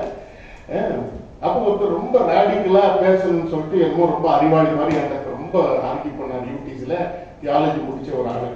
நான் இவர்கிட்ட போய் எதத்தை போய் பேச, இப்படி முட்டாள்களா இருக்கிறாங்க அப்படின்னு சொல்லிட்டு. ஆனாலும் சில விஷயங்கள் அவர்கிட்ட சொன்னப்போ பாட்டில் அமைதியா போயிட்டாருன்னு வச்சுக்கோங்களேன். சரி, பெரிய பெரிய அறிவாளிகள், நான் என்ன சொல்லுவேன், வேதம் கற்றவர்கள் கூட தேவனை அறியாமல் இருக்க முடியும். அதே சமயத்துல கல்லாதவர்கள், கல்விமான்களுக்கு இந்த சத்தியத்தை அறிவிக்காம வேதைகளுக்கும் ஏழைகளுக்கும் ஆண்டவர் சத்தியத்தை அறிவிச்சு அவர்கள் மூலமா இயேசுவை ஏற்றுக்கொண்டு அந்த இயேசு மூலமாக அவ்வளவு பெரிய சர்வவல்லமையுள்ள தெய்வத்தை அறிந்து கொள்ளக்கூடிய வாய்ப்பை எல்லாருக்கும் ஏற்படுத்தி கொடுத்திருக்கிறார். எல்லாருக்கும் ஏற்படுத்தி கொடுத்திருக்கிறார். சரிதானா? அப்படிப்பட்ட ஒரு அருமையான அறிவை பெற்றுக் கொள்வதுதான் நித்திய ஜீவன். இது இந்த உண்மை ஆண்டவர் உணர்ந்து கொண்டதுனால்தான் உண்டான. இது இயேசு கிறிஸ்து சொன்னது, வேற யாரும் சொன்னது கிடையாது இல்லையா? இயேசு கிறிஸ்து என்ன சொன்னார்? உண்டான வேதமாகியும் நீர் அனுப்பினவராக இயேசு கிறிஸ்து அறிவதே நித்திய ஜீவன். இந்த நித்திய ஜீவனுக்குள்ளாக நாம் நீங்களும் பிரவேசிப்பதற்காக இவ்வளவு பிரயாசங்களை நம்ம என்ன செய்திருக்கிறோம், எடுத்துக்கொண்டிருக்கிறோம். அவை என்னை கண்டவன் பிதாவை கண்டவன் அதெல்லாம் நம்ம என்ன செய்யணும், கடந்த வாரத்தில் தியானிச்சிட்டோம். மறுபடியும் பிறத்தல் என்றால் என்ன என்பதை குறித்து கடந்த நாட்களிலே நாம் சிந்தித்தோம். நிக்கதேமுக்கும் ஆண்டவருக்கும் இருந்த அந்த டிஸ்கஷன்ல நிறைய விஷயங்களை சொல்லும் பொழுது ஆண்டவர் சொல்லி மறுபடியும் என்ன செய்யணும், பிறக்கணும்னு சொன்னார். அந்த சத்தியத்தை நான் போன வாரம் நான் முடிச்சிட்டேன். சரி, அடுத்தாக ஜலத்தினால் பிறப்புதல் என்றால் என்ன என்பதையும் நான் முடிச்சிட்டேன். ஆவியினால் பிறப்பது என்ன என்பதையும் முடிச்சாச்சு. தேவனால் பிறந்தவர்கள் எப்படிப்பட்டவர்கள் என்பதை மாத்திரம் சொல்லிட்டு, born again people செய்ய வேண்டிய மக்கள் அல்லது மறுபடியும் பிறக்கக்கூடிய அருமையான மக்கள் செய்ய வேண்டிய ஒரு விஷயம் என்ன என்பதை, அதாவது தமிழ்ல கொடுத்துருக்கிறேன், இங்கிலீஷ் ஆல்சோ. அதாவது நம்முடைய அறிவு, in our mind என்ன இருக்கணும், விசுவாசம் இருக்கணும். என்ன இருக்கணும், விசுவாசம் இருக்கணும். To be born again we need to have faith in our mind, confessing our sin in our spirit. நம்முடைய ஆவியில நம்முடைய பாவம் செய்யும் பொழுதெல்லாம் பாவங்களை உணர்ந்து, இது ஆண்டவருக்கு விரோதமா, மனுஷனுக்கு விரோதமாக செய்த பாவம் இல்ல, ஆண்டவருக்கு விரோதமாக செய்த பாவங்கிறதான ஒரு எண்ணம் ஒவ்வொரு கிறிஸ்தவரும், அந்த கில்ட்டி கான்சைன்ஸ், அந்த கில்ட்டி ஃபீலிங் ஒவ்வொரு கிறிஸ்தவருக்கும் வரணும். அப்பனா தான் நம்ம மறுபடியும் பிறந்தவர்கள். சரியா? பாவத்தை அறிக்கைட்டுக்கலாம், இல்லைன்னு சொல்லல. நீங்க என்னைக்கோ இயேசுவை ஏற்றுக்கொண்டு இருக்கலாம், இல்லைன்னு சொல்லல. அதுக்கப்புறம் பாவம் செய்வதற்கான வாய்ப்புகள் நிறைய இருக்கிறது. அப்படி பாவம் செய்யும் பொழுது உடனே நம்முடைய இருதயத்துல குத்தப்பட்டவர்களாய், நமக்கு உடனே நம்முடைய கான்சைன்ஸ் வந்து நம்மளை பிற்பணும், குத்தணும், நெஞ்ச குத்தி கிளிக்கணும். அப்பதான் நம்ம மறுபடியும் பிறந்தவர்கள். அப்ப நம்முடைய ஸ்பிரிட்ல என்ன செய்யணும், always be ready to confess. ஆமா, நான் பண்ணது, always be ready to admit that I have committed a sin. பாவம் செய்துட்டேன், தப்பு பண்ணிட்டேன் அப்படின்னு சொல்லிட்டு அறிக்கையிடக்கூடிய ஒரு ஆவி நமக்குள்ளாக இருக்கிறவர்கள் தான் மறுபடியும் பிறந்தவர்கள். அடுத்ததாக அனுபவத்தில், when it comes to relationship, in our experience, spiritual experience, love should be given priority. எனக்குள்ள அன்பு நிலைக்கிறது. அந்த அன்பை குறித்து ஏற்கனவே உங்களுக்கு நான் சொல்லியிருக்கிறேன். இந்த ரெஃபரன்ஸ் மட்டும் குறிச்சிக்காங்க. இது எல்லாம் பாத்தீங்கன்னா மறுபடியும் நாம் பிறந்தவனா இல்லையா, am I born again or not அப்படிங்கறத செக் பண்றதுக்கு கொடுக்கப்பட்டிருக்கிற ஒரு அருமையான சத்தியம். என்ன சத்தியம்? முதல்ல மறுபடியும் பிறந்தவர்கள், தேவனால் பிறந்தவர்கள் அவரை அறிந்திருக்கிறார்கள். இந்த வருஷத்துக்கான சத்தியம் தான் ரொம்ப முக்கியமானது. நம்ம என்ன செய்திருக்கிறோம், கடவுள் யார் என்பதையும் இயேசு கிறிஸ்து யார் என்பதையும் நாம் அறிந்திருக்கிறோம். Okay, the people who are born again know who God is. They have the knowledge of God. கடவுளை குறித்தான அறிவை பெற்றுக் கொண்டிருக்கிறார்கள். அவர்கள் தான் எப்படிப்பட்ட அறிவுன்றத கடைசியில் முடிக்கும் போது சொல்றேன். இந்த வேதத்துல சொல்லப்பட்டிருக்கிற அறிவுன்னு சொல்லப்போனா நம்மளை விட நம்மள தெரியலையோ, நான் அப்புறம் பேஜில் போட்டு விட்றேன், வாட்ஸ்அப்பில் போட்டு விட்றேன். கொஞ்சம் நிறைய 8 பாயிண்ட்ஸ் இருந்ததுனால இதுக்குள்ள அடக்க முடிஞ்சு. சரி, வேத அறிவை பெற்றுக்கொண்ட நிறைய, எனக்கு ஒரு நல்ல நண்பன் உண்டு, ராமசேஷ் அப்படின்னு சொல்லிட்டு. அவர் வந்து பிராமணன், இப்ப இல்ல, என்னோட பெரிய வயசுல ஒரு 2-3 வயசு மூத்தவர். நான் பைபிள் காலேஜ் படிக்கும் போதே அவர் வந்து ஜான்ஸ் காலேஜ்ல மேத்தமேட்டிக்ஸ் லெக்சரரா இருந்தாங்க. அப்போ நான் பாளையங்கோட்டையில சம்மர் மினிஸ்டருக்காக போகும்போது எங்களுக்குள்ள ஸ்நேகம் ஏற்படுச்சு. அப்போ அவர் ராமசேஷ் நல்லா பைபிள் ஆரம்பிச்சு, ஏன்னா எல்லா பிராமணர்கள் வீட்லையும் பைபிள் வச்சுப்போம், அட்லீஸ்ட் டு லேர்ன் இங்கிலீஷ். இப்ப இந்த காலத்துல இல்லை, நான் படிச்ச காலங்களில் எனக்கு தெரிஞ்ச பிராமண நண்பர்கள் வீட்டு எல்லாருக்கும் at least they will have the new testament both in English and Tamil. நம்மளை விட ஏன் ஒரு முறை சம்மர் மினிஸ்டர்ல அது என்ன ஊர், சிறுவில்லிபுத்தூர் ஆண்டாள் கோயிலுக்கு போயிருக்கேன். சிறுவில்லிபுத்தூர் யாராவது இருக்கீங்களா? சிறுவில்லிபுத்தூர் பக்கத்தில் உள்ளவங்க யாரும் இல்லைன்னு நினைக்கிறேன். சிறுவில்லிபுத்தூர்னு ஒரு ஊர், அந்த ஆண்டாள் சொல்லிட்டு ஒரு தெய்வத்துக்கு ஒரு கோயில் இருக்கு, பெரிய கோயில். அந்த டவர் தான் தமிழ்நாடு அபிஷியல் சிம்பிளா இருக்கு. அப்போ அதுல ஒரு முறை போயிருக்கும் போது, கோயிலுக்குலாம் போவீங்களா? இது கோயிலுக்குலாம் போன பாவமோ போவீங்களா? போக மாட்டீங்களோ? ரொம்ப பக்தவான்களா இருக்கீங்க, பரவாயில்ல. நான் ஊருக்கு போகும்போது என் பிள்ளைகளை கூப்பிட்டு போவேன். நெல்லையப்பர் கோயிலுக்குலாம் போய் உள்ள போவேன், அப்படியே வாங்க போயிட்டு வரணும்னு சொல்லிட்டு உள்ள போயிட்டு வருவேன். போன வருஷம் 16ல ஊருக்கு போயிருக்கும்போது அம்மா அப்பா நாங்கள் எல்லாரும் மதுரை மீனாட்சி அம்மன் கோயிலுக்குலாம் போனோம். உள்ள போய் என்னதான்னு பார்த்துட்டு வரணும் அப்படின்னு சொல்லிட்டு உள்ளெல்லாம் போய் சுற்றி பார்த்துட்டு வாங்க. அப்படின்னா நமக்கு நம்முடைய தெய்வம் எந்த அளவுக்கு உண்மையுள்ள தேவன், ஜீவனுள்ள தேவன், எந்த அளவுக்கு அறியாமையினால அவர்கள் செய்கிற விஷயங்களை நீங்க கற்றுக்கிறதுக்கு அது வசதியா. அப்படிதான் ஒரு முறை நான் இங்க மும்பை வர்றதுக்கு முன்னால போயிருக்கும் போது ஒரு பிரீஸ்டோட உட்கார்ந்து பேசிட்டு இருக்கிறேன். அந்த பூஜை பண்ணுவாங்க, அந்த அர்ச்சகர் அவரு அர்ச்சனையெல்லாம் முடிச்சுட்டு அந்த மண்டபத்துல உட்கார்ந்துருந்தார், ஃப்ரண்ட்ல உள்ள மண்டபத்துல. அப்ப நான் எல்லாத்தையும் சுத்தி பார்த்து இந்த கோயிலை பத்தி கொஞ்சம் சொல்லுங்களேன், ஃப்ரீயா இருந்தீங்கன்னா அப்படின்னு கேட்டேன். அவர் கோயிலை பத்தி சொல்லும் பொழுதே நான் யாருன்னு கண்டுபிடிச்சிட்டேன். அவ்வளவு நாலேஜ் அவர். நான் யாருன்னு கண்டுபிடிச்சிட்டேன், இவன் ஏதோ ஒரு கிறிஸ்தவனா தான் இருப்பான் அப்படின்னு சொல்லி கண்டுபிடிச்சிட்டேன். கண்டுபிடிச்ச உடனே கேட்கவும் செஞ்சுட்டேன், ராமையா நீங்க எதுக்கு வந்தீங்க அப்படின்னு சொல்லிட்டு. நான் கிறிஸ்தவன் தெரிஞ்ச உடனே நீங்க நம்ப மாட்டீங்க, பைபிள் உள்ள அத்தனை விஷயங்களையும் சொல்லி தராரு. கிரியேஷன்ல இருந்து he started from creation and he ended up with the second coming of Christ. I know that you people are expecting the second coming of Christ அப்படிங்கிறாரு. எனக்கு அப்படியே கொஞ்ச நேரம் வேர்த்துச்சு. நாமெல்லாம் வேஸ்ட் பைபிள் காலேஜ் படிச்சுட்டீங்க. அத ஏன் அந்த ஆளு ஏசாமி ஏற்றுக்கொள்ளாம இருக்கிறேன், ஏன் அந்த ஆளுக்கு நித்திய ஜீவன் கிடைக்குமா இல்லையா? According to this, John chapter 17 verse 3, he will not have eternal life. மெட்டீரியலிஸ்டிக்கலா இருக்கக்கூடிய தன்னுடைய மூளையில இந்த விஷயங்கள் ரெக்கார்ட் ஆயிருக்கக்கூடிய, உண்மையாகவே ஒரு இயேசுவை ஏற்றுக்கொள்ளாத ஒரு அறியாத ஒரு நபர், அந்த அறிவை பெற்றுக்கொள்ளாத ஒரு நபர். அந்த அறிவை எப்படி பெற்றுக்கொள்ளணும்ன்றத நான் முடிக்க விரும்புகிறேன் சொல்லி நல்லா கவனிங்க. அப்படிப்பட்ட ஒரு வெறும் புத்தக அறிவினாலே தெய்வத்தை, இவ்வளவு பெரிய சர்வ உள்ள தெய்வத்தை அறிய முடியுமா அப்படின்னா முடியாது. சரியா? எப்படி அறிய முடியும் அப்படிங்கிறதுக்கு ஒரு முதல் ஒரு ஆரம்பத்தை உங்களுக்கு நான் கொடுக்க விரும்புறேன். சரி, இதெல்லாம் நீங்க பார்த்துருப்பீங்கன்னு நினைக்கிறேன். இதெல்லாம் பாவம் செய்ய மாட்டாங்க. பாவம் செஞ்சாங்கன்னா உடனே அறிக்கை எடுக்கக்கூடிய ஒரு அனுபவம், குற்ற உணர்ச்சி அவங்களுக்குள்ளாகும். பாவம், அதாவது தேவனால் பிறந்தவன் பாவம் செய்யான், அவனுடைய வித்து அவனுக்குள்ளாக நீதியை செய்வான், உலகத்தை ஜெயிப்பான், தன்னை காக்கிறான், கொல்லாங்கனை கூடான், திருவசனமாகி ஞானத்தால் வாங்கியா இருக்கிறான் அப்படிங்கிற சில விஷயங்களை வசனத்தை நான் கொடுத்துருக்கேன். So these are all the things to check whether we are born again or not. நான் மறுபடியும் பிறந்திருக்கிறேனா இல்லையா, நான் அந்த மறுபடியும் பிறந்த அனுபவத்தில் இருக்கிறேனா இல்லையாங்கிறத எப்படி கற்றுக்கொள்கிறோம்? இந்த விஷயங்களை நாம கண்டுபிடிக்கிறோம், நமக்குள்ள இருக்கா இல்லையான்றதை கண்டுபிடிக்கிறது மூலமா. சரி, இப்படி மறுபடியும் பிறந்த அனுபவத்துல உள்ளவர்கள் மாத்திரம்தான் தேவனை என்ன செய்ய முடியும், அறிய முடியும். இவ்வளவு வேலை செஞ்சுட்டேன்.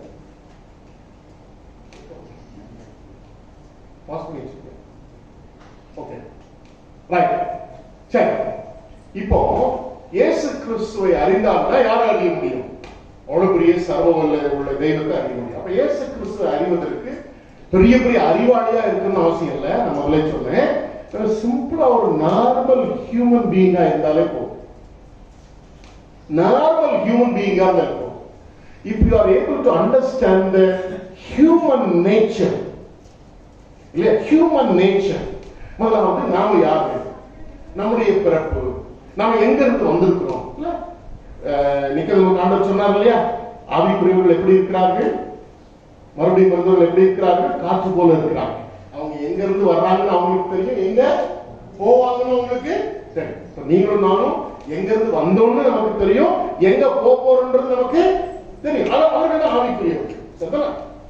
அப்போ நான் ஒரு சாதாரண மனுஷனா மட்டும் இருந்தா போதும். அப்போ நான் ஒரு மனுஷன், நமக்கு மாம்ச பலகீனங்கள் இருக்கிறது, பாவத்தினுடைய நேச்சர் இயல்புகள் நமக்குள்ளாக இருக்கிறது. இல்ல, we have got a sinful nature additional along with our human nature. We have got என்னது sinful nature also in addition. ரெண்டையும் இருக்கு. ரெண்டையும் நம்ம சரியா புரிஞ்சுக்கணும். இப்ப ரெண்டையும் புரிஞ்சாதான் ஏசாமி யாருன்றது நமக்கு தெரியும். சரியா? ரெண்டையும் புரிஞ்சாதான் ஏசாமி யார். both our human nature as well as our sinful nature. ரெண்டையும் புரிஞ்சாதான் நம்ம என்ன செய்ய முடியும், யார் புரிய முடியும், இயேசுவை புரியணும். அப்போ நம்ம ஒரு சாதாரண மனிதனா இருந்தா மட்டும் போதும், மனித தன்மையோடு இருந்தா போதும். பெரிய அறிவாளிகளா இருக்கணும்னு அவசியம் இல்லை. நம்ம எல்லாம் அறிவுல ரொம்ப குறைந்தவர்கள். சரிதானே? நீங்க இருக்கல, நான் குறைஞ்சவங்க வச்சுக்கிறேன். என்னையும் உங்களோட சேர்த்துக்கிறீங்கன்னு கோவப்படாதீங்க. நீங்க எல்லாம் பெரிய அறிவாளிகளா இருக்கணும், நான் ரொம்ப குறைந்த அறிவுள்ளவன்னு வச்சுக்கிறேன். குறைந்த அறிவோடு கூட இருந்தாலும் சாதாரணமா இருந்தா போதும். Be a simple human being, அவ்வளவுதான். சரி, இப்படி இருக்கும் பொழுது மாத்திரம்தான் இயேசுடைய பிறப்பின் ரகசியத்தை இன்னைக்கு அதனாலதான் லூக்கா எல்லாரும் யோசிப்பீங்க, என்னடா கிறிஸ்துமஸ்ல வாசிக்க வேண்டிய பகுதியெல்லாம் இப்ப வாசிக்க சொல்றானே அப்படின்னு உங்களுக்கு ஒரு சின்ன சந்தேகம் அனுசரித்து வந்திருக்கும். வாசிக்க சொல்லுடைய நோக்கம் என்னன்னா, unless we believe in the birth of Christ, the virgin birth of Christ, அதை ரொம்ப அண்டர்லைன் பண்றேன், believing in the virgin birth of Christ. If you don't believe in the virgin birth of Christ, you are not accepting the divinity of Christ. அதாவது இயேசு கிறிஸ்துவினுடைய கன்னித்தன்மையினுடைய பிறப்பை புரியாதவர்கள் இயேசு கிறிஸ்துவினுடைய தெய்வத்தன்மையை அல்லது இயேசு கிறிஸ்துவை தெய்வமாக விசுவாசிக்கவே முடியாது. அதாவது புரியுதா சொல்ல வர்ற கருத்து? அப்போ ஒன்றாம் அனுப்பினவராக இயேசு கிறிஸ்துவை அறிவதற்கு முதல்ல பெற்றுக்கொள்ள வேண்டிய அறிவு என்னன்னு சொல்லி பார்த்தீங்கன்னா, the birth of Christ is so important. ரெண்டு வசனம் கொடுத்திருக்கிற மத்தேயு 1:21. சோ அவர் எதுக்கு பிறந்தார் என்ற நோக்கத்தை ரெண்டு வசனம் சொல்லி இருக்கிறார். ஒண்ணு, இவ்வளவு பெரிய கடவுள், இல்ல மாம்சம் எவ்வளவு அசுத்தம் உள்ளது தெரியுமா உங்களுக்கு? எந்த அளவுக்கு சுத்தமுள்ளதாய் படைக்கப்படுதோ அந்த அளவுக்கு மாம்சம் அசுத்தம் உள்ளதா இருக்கிறது. கொஞ்சம் ஆக்வர்டா இருக்கும், ஆனாலும் சொல்லிக்கிறோம். இப்போ நான் பேப்பரை திருப்புறதுக்கு எச்ச தொட்டு பேப்பரை திருப்புற வழக்கம் எல்லாருக்கும் இருக்கா இல்லையா? என்னமோ பெரிய ஹைஃபையா பிலாசபிக்கலா பேசுற மாதிரி நீங்க ரொம்ப சீரியஸா பாக்குறீங்களே. நடைமுறையில் உள்ளதான் சொல்றேன். இப்ப நான் இந்த பேப்பரை திருக்கிறதுக்கு எச்சு வச்சு வச்சுக்காங்க, என்கிட்ட வந்து நீங்க கை கொடுப்பீங்களா? நான் ஏதோ கேள்வி கேட்டேன், கை கொடுப்பீங்களா? கொடுக்க மாட்டீங்க. வேண்டாங்க, ஏற்கனவே கொரோனா இருக்குது, நீ வேற எச்சியும் வச்சிருக்கிற, அதனால போதும் தோற்றம் அளவு சொல்லுங்க இல்லையா? மாம்சம், நம்முடைய கண்ணீர், நம்முடைய எச்சில்கள் எவ்வளவு அசுத்தமானது, வியர்வைகள் நமக்குள்ளாக இருக்கு. இதெல்லாம் நம்ம புரியணும். இதெல்லாம் நம்ம புரியணும், இதெல்லாம் அக்செப்ட் பண்ணி இருக்கிறவங்க அக்செப்ட் பண்ணிக்கணும், ஏற்றுக்கணும். எது இருக்குதோ அப்படிதான், நான் இப்படிதான் அப்படிங்கிறத என்ன செய்யணும், அக்செப்ட் பண்ணிட்டு இருக்கோம். இயேசுடைய பிறப்பினுடைய அறிவுக்கு நேராக என்ன செய்யணும். இப்ப இயேசுடைய பிறப்பை சரியா புரிந்து கொள்ளாதவர்கள், அவருடைய கன்னித்தன்மை பிறப்பை புரிந்து கொள்ளாதவர்கள் ஒரு நாளும் இயேசுவை தெய்வமாக ஏற்றுக்கொள்ளவே முடியாது. அதுதான் இன்னைக்கு உலகத்தில் இருக்கக்கூடிய பெரிய கேள்வி, கிறிஸ்தவத்துக்கு நேராக வைக்கப்பட்டிருக்கிற ஒரு கேள்வி. ஏன்னா எல்லாருக்கும் அறிவியல் தெரிஞ்சவன், அதனால அறிவியல் தெரிய வந்ததுனால மாத்திரம்தான் இவனுக்கு இந்த கேள்வி இருக்கு. அறிவியல் தெரியாமலே இருந்ததுனால இதை கேட்டிருக்க மாட்டான், அப்படியே நம்பி இருப்பான். புரியுதா உங்களுக்கு? எந்த அளவுக்கு அறிவியல் திறன் அதிகமாக போடுதோ அந்த அளவுக்கு எளிமையாய் ஆண்டவர் வைத்திருக்கிற சில வழிமுறைகளை அவனால ஏற்றுக்கொள்ள முடியாது.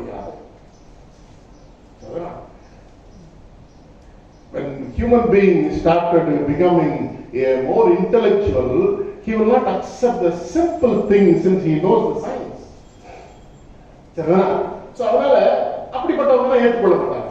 ஆனா உங்களுக்கு எனக்கு எளிமையா வச்சிருக்கிறார். ரெண்டு நோக்கத்துக்காக அனுப்புனார். நான் அதான் சொன்னேன், நம்முடைய ஹியூமன் நேச்சர், மனுஷத்தன்மை, ரெண்டாவது நம்முடைய பாவத்தன்மை, ரெண்டையும் புரிஞ்சுக்கிட்டோம்னா தான் இதை புரிய முடியும். அப்ப என்ன நோக்கத்துக்காக அனுப்பப்பட்டிருக்கிறாரு? முதல் நோக்கம் என்னது? நம்மை ரட்சிப்பதற்காக. அப்ப நமக்கு ரட்சிப்பு தேவையா? ஒவ்வொரு மனுஷனுக்கு ரட்சிப்பு தேவையா? எல்லாத்தையும் விட்டுருக்க, உலகத்தை விட்டுருங்க, எனக்கு ரட்சிப்பு தேவையா அப்படிங்கிற ஒரு எண்ணம் நமக்குள்ள வரும்பொழுதுதான் இவரை ரட்சகராய் பார்க்க ஆரம்பிப்போம். If you know that I need salvation, then only you will start looking at Christ as my Savior. என்னுடைய ரட்சகரை நான் பார்ப்பேன். அதுவரை அவருக்கு ஒரு டிவினிட்டி தன்மையை மாத்திரம் கொடுத்துட்டு கிறிஸ்தவ விசுவாசம் தான் இருக்கு. அவரை ரட்சகரை ஏற்றுக்கொள்ளாத விசுவாசத்தில் அநேகர் இருக்கிறார். அவரை ரட்சகராய் ஏற்றுக்கொள்ளாத கிறிஸ்தவர்கள் ஒரு நாளும் கடவுளை அறிய முடியாது, நித்திய ஜீவனுக்குள்ளாக பிரவேசிக்கிறார். சரியா? அப்போ அழகா நமக்கு தெரிந்த வசனம், அவர் தமது ஜனங்களின் பாவங்களை நீக்கிறமை ரட்சிப்பார். அப்புறம் பிலாத்துக்கு முன்னால நிற்கும் போது ஆண்டவர் இன்னொரு விஷயத்தை சொல்றார். அங்கன்னா அவரே சொல்றார், நான் ஏன் பிறந்திருக்கிற இந்த உலகத்துல. அந்த வசனத்தை வாசிங்க, யோவான் 18:37 வாசிங்க. John chapter 18 verse 37. அவரை நோக்கி, அப்படியானால் ராஜாவோ என்றார். இயேசு பிரேரித்தமாக, நீ சொல்லுகிறபடி நான் ராஜாதான். சத்தியத்தை குறித்து சாட்சி கொடுக்க நான் பிறந்தேன். எதுக்கு பிறந்திருக்கிறேன்? எதுக்கு பிறந்திருக்கிறேன்? I am born to testify the truth. யார் சொன்னா? இயேசு சொன்னார். அவர் பிறப்பின் நோக்கத்தை இங்க சொல்றார். என்ன சத்தியம்? அந்த ஒன்றான மெய் தெய்வம் என்கிறதான ஒரு சத்தியத்தை சாட்சி பகறதுக்கு தான், சாட்சி கொடுக்க தான் நான் என்ன செய்திருக்கிறேன், பிறந்திருக்கிறது. அவ்வளவு பெரிய கவர்மெண்ட் அபிஷியல்ஸ் ஆண்டவர் சொல்றார். சரிங்களா?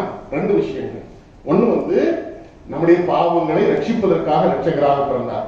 அந்த பாவத்திலிருந்து நீங்களும் நானும் ரட்சிக்கப்படாத வரை அந்த சத்தியமாகிய அந்த உண்மையுள்ள தெய்வத்தை என்ன செய்ய நீங்களும் நானும் அறிந்து கொள்ள முடியாது. அதனாலதான் ஆண்டவர் சொல்றாரு, பிறப்புல அப்படி தேவதூதன் சொன்ன விஷயத்தை இங்க சொல்றாரு, நான் சத்தியத்தை சாட்சி கொடுக்க வந்தேன்.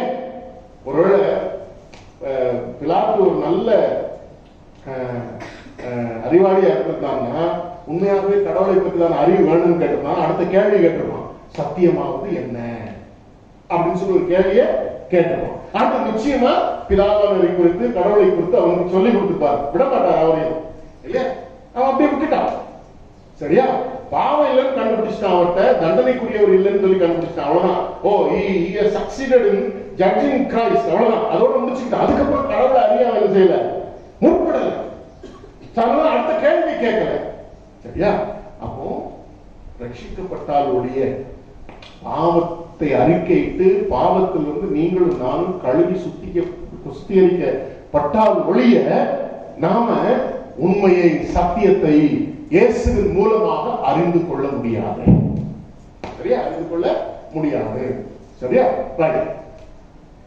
அவருடைய பிறப்பில் குறித்தான விஷயங்கள்ல to get the knowledge from the written document, எழுதப்பட்டிருக்கிற பகுதியிலிருந்து நீங்களும் நானும் புரிஞ்சுக்கணும்னா 3 வசனங்கள் முக்கியமான வசனங்கள். ஒன்று மீகா 5ஆம் அதிகாரம் 2ஆம் வசனம், இன்னொன்று ஆதியாகமம் 3ஆம் அதிகாரம் 15ஆம் வசனம், இன்னொன்று பிலிப்பியர் 2ஆம் அதிகாரம் 6ஆம் வசனத்திலிருந்து 8ஆம் வசனம் வரை. இந்த மூன்றையும் கனெக்ட் பண்ணி நீங்களும் நானும் விசுவாசிக்காத வரை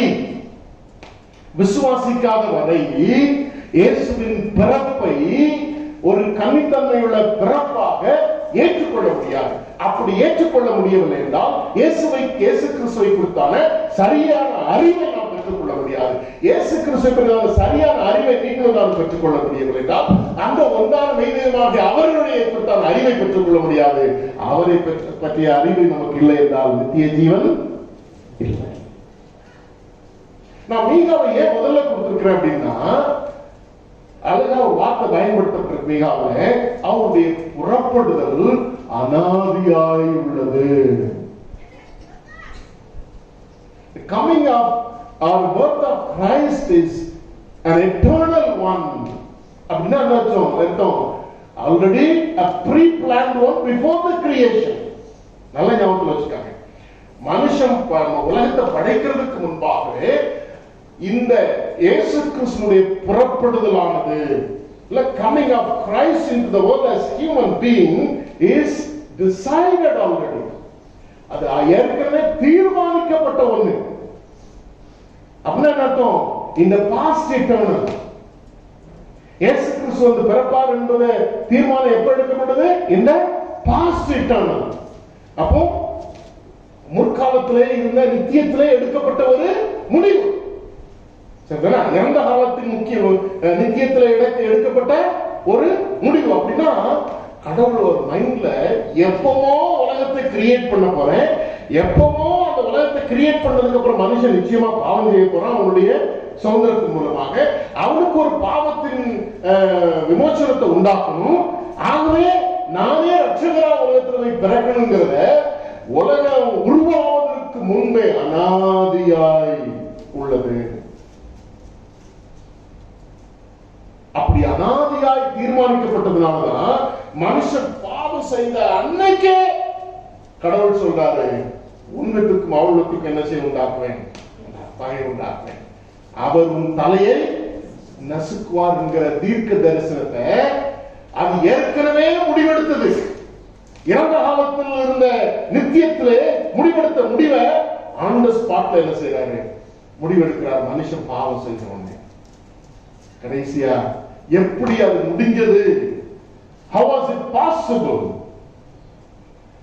that God was able to execute the decision taken in the past eternal in the future? எப்போ? பிலிப்பியர் 8. எப்படி? By God emptying himself. God emptying himself, it was possible to God take the human form. புரியுதா நான் சொல்ல வர கருத்து? இந்த சத்தியம் புரியுதா உங்களுக்கு? இந்த மூணையும் கனெக்ட் பண்ணி யோசித்து நாம் விசுவாசிக்காத வரை இயேசு கிறிஸ்துவினுடைய டிவினிட்டி அல்லது தெய்வ தன்மையை அல்லது இயேசு கிறிஸ்து தெய்வமாக நாம் வணங்க முடியாது, ஏற்றுக்கொள்ள முடியாது. அவரை ஏற்றுக்கொள்ள அப்படின்னா, அவரை வணங்க முடியல, அவரை பற்றி அறிவு, அவருடைய பிறப்பின் ரகசியத்தின் அறிவு நமக்கு இல்லைன்னா அந்த தெய்வத்தை ஒன்றாக தெய்வத்தை அறிவது கடினமான ஒரு காரியம். சரிங்களா? இப்போ இது ரொம்ப ஏதோ இந்த இடியாப்பத்தை அவிச்சு போட்ட மாதிரி இருக்கு நமக்கு. அப்படிதானே எவ்வளவு நேரம் நான் பேசுறேன். அதை எளிமையாக்கி காட்டா கலாத்தியர் 4 அதிகாரம் 19 வசனத்தை யாராவது எடுத்து வாசி. நான் முடிச்சிருக்கேன். கொஞ்சம் நேரம் அதிகமா இருக்கேன். இது முக்கியமான சத்தியமா இருந்ததுனால நேரம் அதிகமா இருக்க முடிச்சிருக்கேன். வாசிங்க. இதை பார்த்து வாசிக்கலாம். என் சிறு பிள்ளைகளே, this is a statement made by Paul. Okay? Right. சொல்லுங்க. கிறிஸ்து உங்களிடத்தில் உருவாகும் அளவும் உங்களுக்காக மறுபடியும் கர்ப்ப வேதனை படும். யார் சொல்றாரு? சுவிசேஷத்தை அறிவித்த பவுலடியார் சொல்றாரு. தான் எஸ்டாப்ளிஷ் பண்ண திருச்சபையாகிய கலாத்திய திருச்சபையை பார்த்து சொல்றாரு, நான் மறுபடியும் கர்ப்ப வேதனை பட வேண்டி இருக்கிறது. எதுக்கு? கிறிஸ்து யாருக்குள்ள உருவாகணும்? அவங்களுக்குள்ள உருவாகணும், சபைக்குள்ள உருவாகணும். அதுக்காக நான் கர்ப்பவேதனை. நான் கர்ப்பவேதனைப்பட்டா எனக்குள்ளதான் குழந்தை உருவாகும். இவர் சொல்றாரு, உங்களுக்குள்ள கிறிஸ்து உருவாகணும்னா நான் கர்ப்பவேதனைப்படணும். அதெல்லாம் பெரிய விஷயமே கிடையாது. ஒரு சாதாரண ஒரு சத்தியம். நீங்க இயேசுவை ஏற்றுக்கொள்வதற்கு நான் கஷ்டப்படுறேன்னு சொல்றாரு. வேற ஒண்ணும் இல்ல. ரொம்ப பெருசாலாம் யோசிக்காது. நீங்க இயேசுவை ஏற்றுக்கொள்வதற்கு நான் கஷ்டப்படுறேன்னு சொல்றாரு. அப்ப இதுல ஒரு வார்த்தை பயன்படுத்தப்பட்டிருக்கிறது. என்னது? உருவாக வேண்டும். யார் உருவாகணும்? கிறிஸ்து உருவாகணும். சரி, யாருக்குள்ள உருவாகணும்? நமக்குள்ள உருவாகணும். கிறிஸ்து யாருக்குள்ள உருவாகணும்? நமக்குள்ள உருவாகும். இன்னைக்கு நிறைய கிறிஸ்தவர்களுடைய வாழ்க்கையில கிறிஸ்து உருவாகாத கிறிஸ்தவ ஜீவியம் ஜீவித்துக் கொண்டிருக்கிறார்கள்.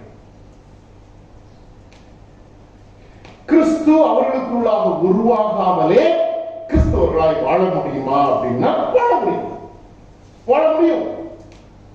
கிறிஸ்து அல்லாத கிறிஸ்தவர்கள், கிறிஸ்து உருவாகாத கிறிஸ்தவர்கள், நல்ல ஞாபகத்தில் வச்சுக்காங்க.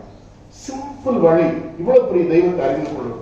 கிறிஸ்து உங்களுக்குள்ள உருவாகிட்டார் அப்படின்னு வச்சுக்காங்களேன். இயேசுவை கடவுளை கொடுத்த அத்தனை அறிவு உங்களால கற்றுக்கொள்ள. நீங்க யாரும் உங்களுக்கு தெரியும். ஏசாமி உங்களுக்குள்ள வந்துட்டாருன்னா அந்த ஏசாமி யாருன்னு தெரியும். அந்த ஏசாமி யாருன்னு தெரியுதுன்னா யாரும் தெரிஞ்சுக்கலாம்.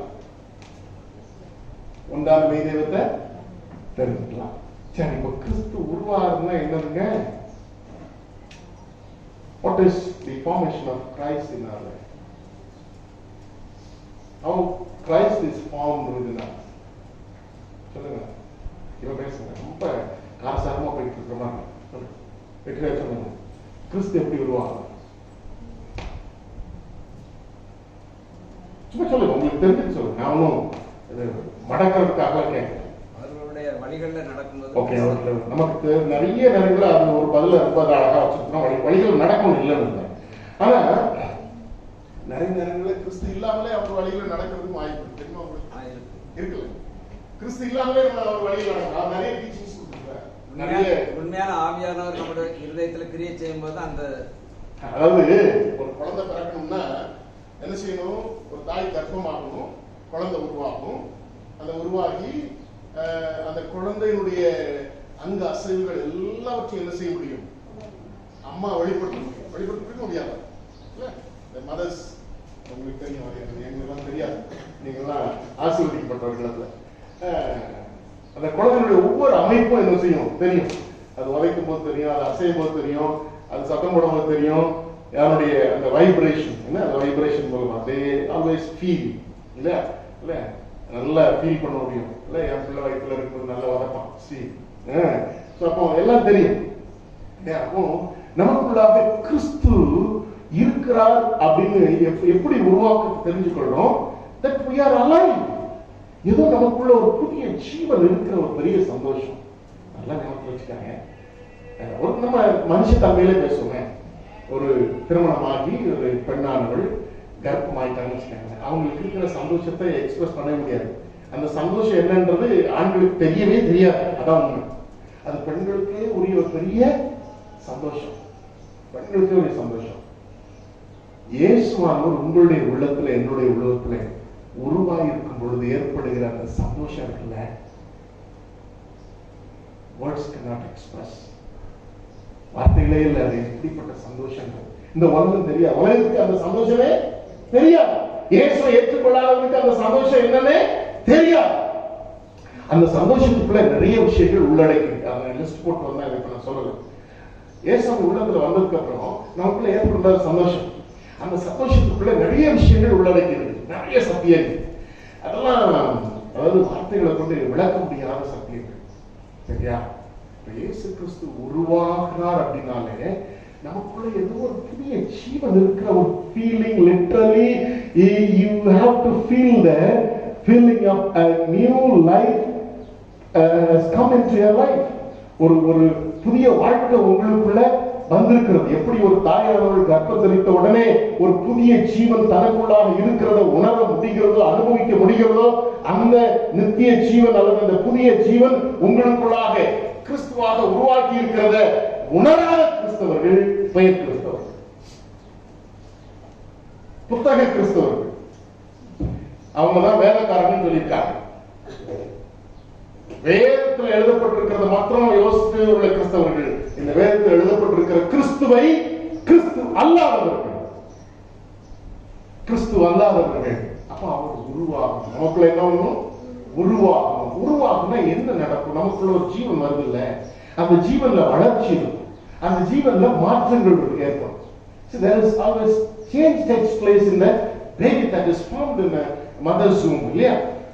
தாயுடைய வயிற்றுல உருவாகி இருக்கிற அந்த குழந்தை அந்தந்த காலகட்டத்தில் அது என்ன செய்யும்? It grows, shows a change. As it grows, there is a change. மாற்றங்கள் ஏற்பட்டு கொண்டே இருக்கிறது. இப்போ நமக்குள்ள ஜீவன் வந்திருக்கும். அந்த ஜீவன் வந்ததுக்கான சந்தோஷம், அந்த சந்தோஷத்தோடு கூட நமக்குள்ள ஏற்படுகிற இனம் புரியாத மாற்றங்கள். அந்த மாற்றத்துக்கு பேர் தான் கிறிஸ்தவ பாஷையில மனம் திரும்புதல். என்ன பேரு? the changes which takes place when Christ is formed in us, called repentance. The repentance takes place naturally once Christ comes in our life. இயேசு கிறிஸ்து நமக்கு உள்ளத்துல உருவான உடனே மாற்றங்கள் இயல்பாவே நடக்க ஆரம்பிக்கும். அந்த இயல்பா நடக்க ஆரம்பிக்கிற மாற்றங்கள் வந்துட்டாலே நீங்க இயேசு அறிவிச்சிட்டீங்க, உங்களுக்கு நித்திய ஜீவன் மெய்யான தெய்வத்தை அறிவிச்சிட்டீங்கன்னு அர்த்தம். புரியுதா சொல்றது? அதுதான் உங்களுடைய சொல்லுவாங்க. இயேசுவான் கிறிஸ்துவான உங்களுக்குள்ள என்ன செய்யணும்? உருவாகணும். கனவுள்ளவானுடைய சன்னிதானத்தில், கனவுள்ளவானுடைய சன்னிதானத்தில் இவ்வளவு பெரிய தெய்வத்தை அறிந்து கொள்வது, நித்திய ஜீவன் என்று சொல்லப்பட்டிருக்கிறவே, அது எவ்வளவு எளிமையாக்கி இருக்கிறார், எவ்வளவு ரெலவெண்டா இல்ல? God is Christ has made that high truth so relevant to the truth of the world which we experience in our day-to-day life. அனுதினமும் நாம் அனுபவித்து வருகிற அனுபவங்களில் காணப்படுகிற சத்தியத்திற்கு ஏற்றதுமாய் இந்த உன்னத சத்தியத்தை எளிமையாக்கி கொடுத்திருக்கிறார். ஆகவே கடவுளை அறிவது என்பது எளிமையான ஒரு காரியம். ஒன்னே ஒன்று செய்யணும், இயேசு நம்மிடத்துல உருவாக வேண்டும். உருவாகிவிட்டால் மாற்றங்கள் வரும், சந்தோஷம் வரும், சமாதானம் வரும், சுகவாழ்வு வரும். மாற்ற வரலன்னா இன்னும் இயேசு உருவாகலன்னு அர்த்தம். என் வாழ்க்கையில if there is no changes takes place naturally, that means Christ is not yet been formed in my life. என் வாழ்க்கையில இன்னும் கடவுளானவர் ஃபார்ம் ஆகல, உருவாகல அப்படின்னு அர்த்தம். மாற்ற வரும்.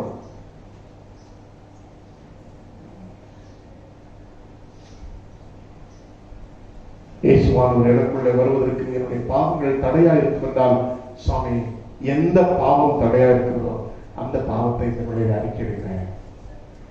அறிக்கையிட்டால் என் உள்ளத்துல வாரம் கேட்கிற பிள்ளைகளுக்கு வந்து கிறிஸ்துவானவர் உருவாகிற அனுபவத்தை நான் காண முடியும்.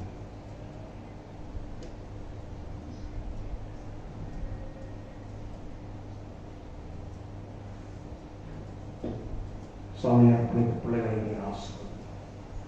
இயேசு கிறிஸ்து நாமத்தில் ஜெபிக்கிறேன். நல்ல பிதாவே. நம் யாவர்களும் தேவனுடைய நாமத்திற்காக 163ஆம் கீர்த்தனை பாடுவோம். 163ஆம் கீர்த்தனை பாடுவோம்.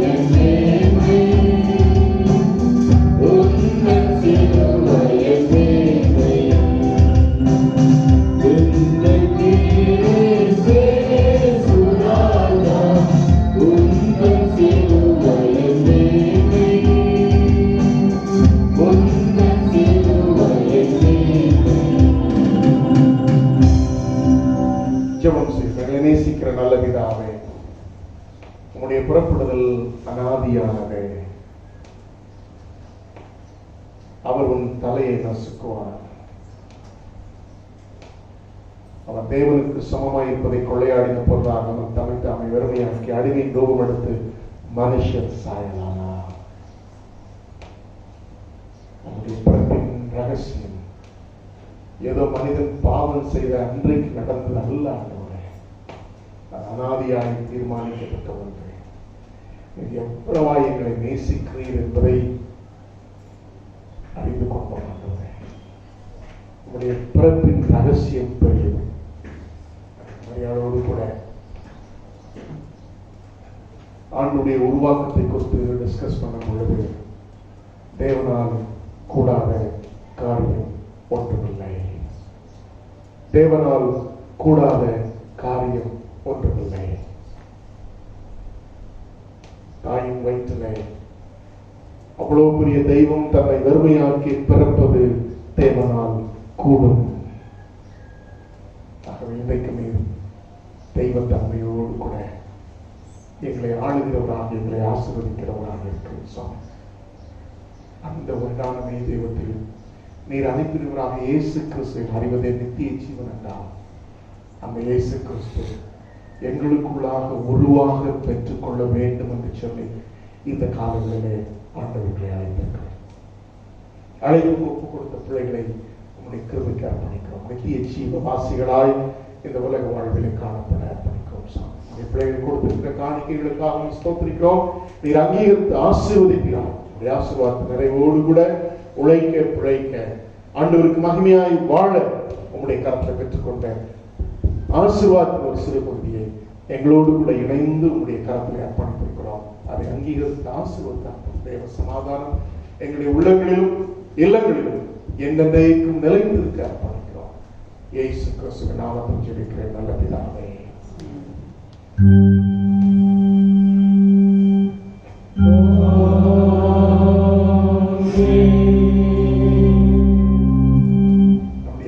இயேசு கிறிஸ்துவின் கிருபையும் பிதாவாகிய தேவனுடைய அன்பும் பரிசுத்த ஆவியானுடைய ஐக்கியமும் காவலும் சந்தோஷமும் சமாதானமும் என்றென்றைக்கும் உங்கள் அனைவரோடும் இருந்து வழி நடத்துவதாக.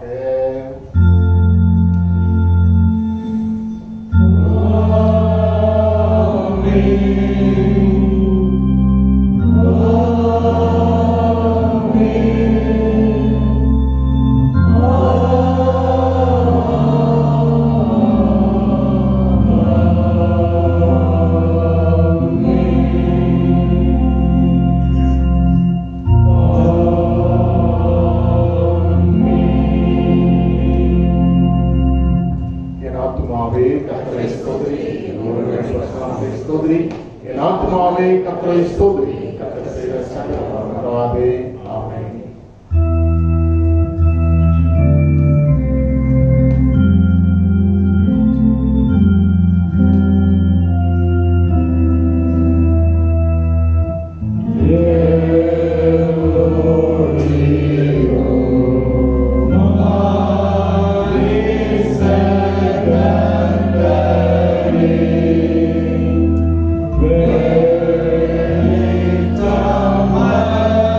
With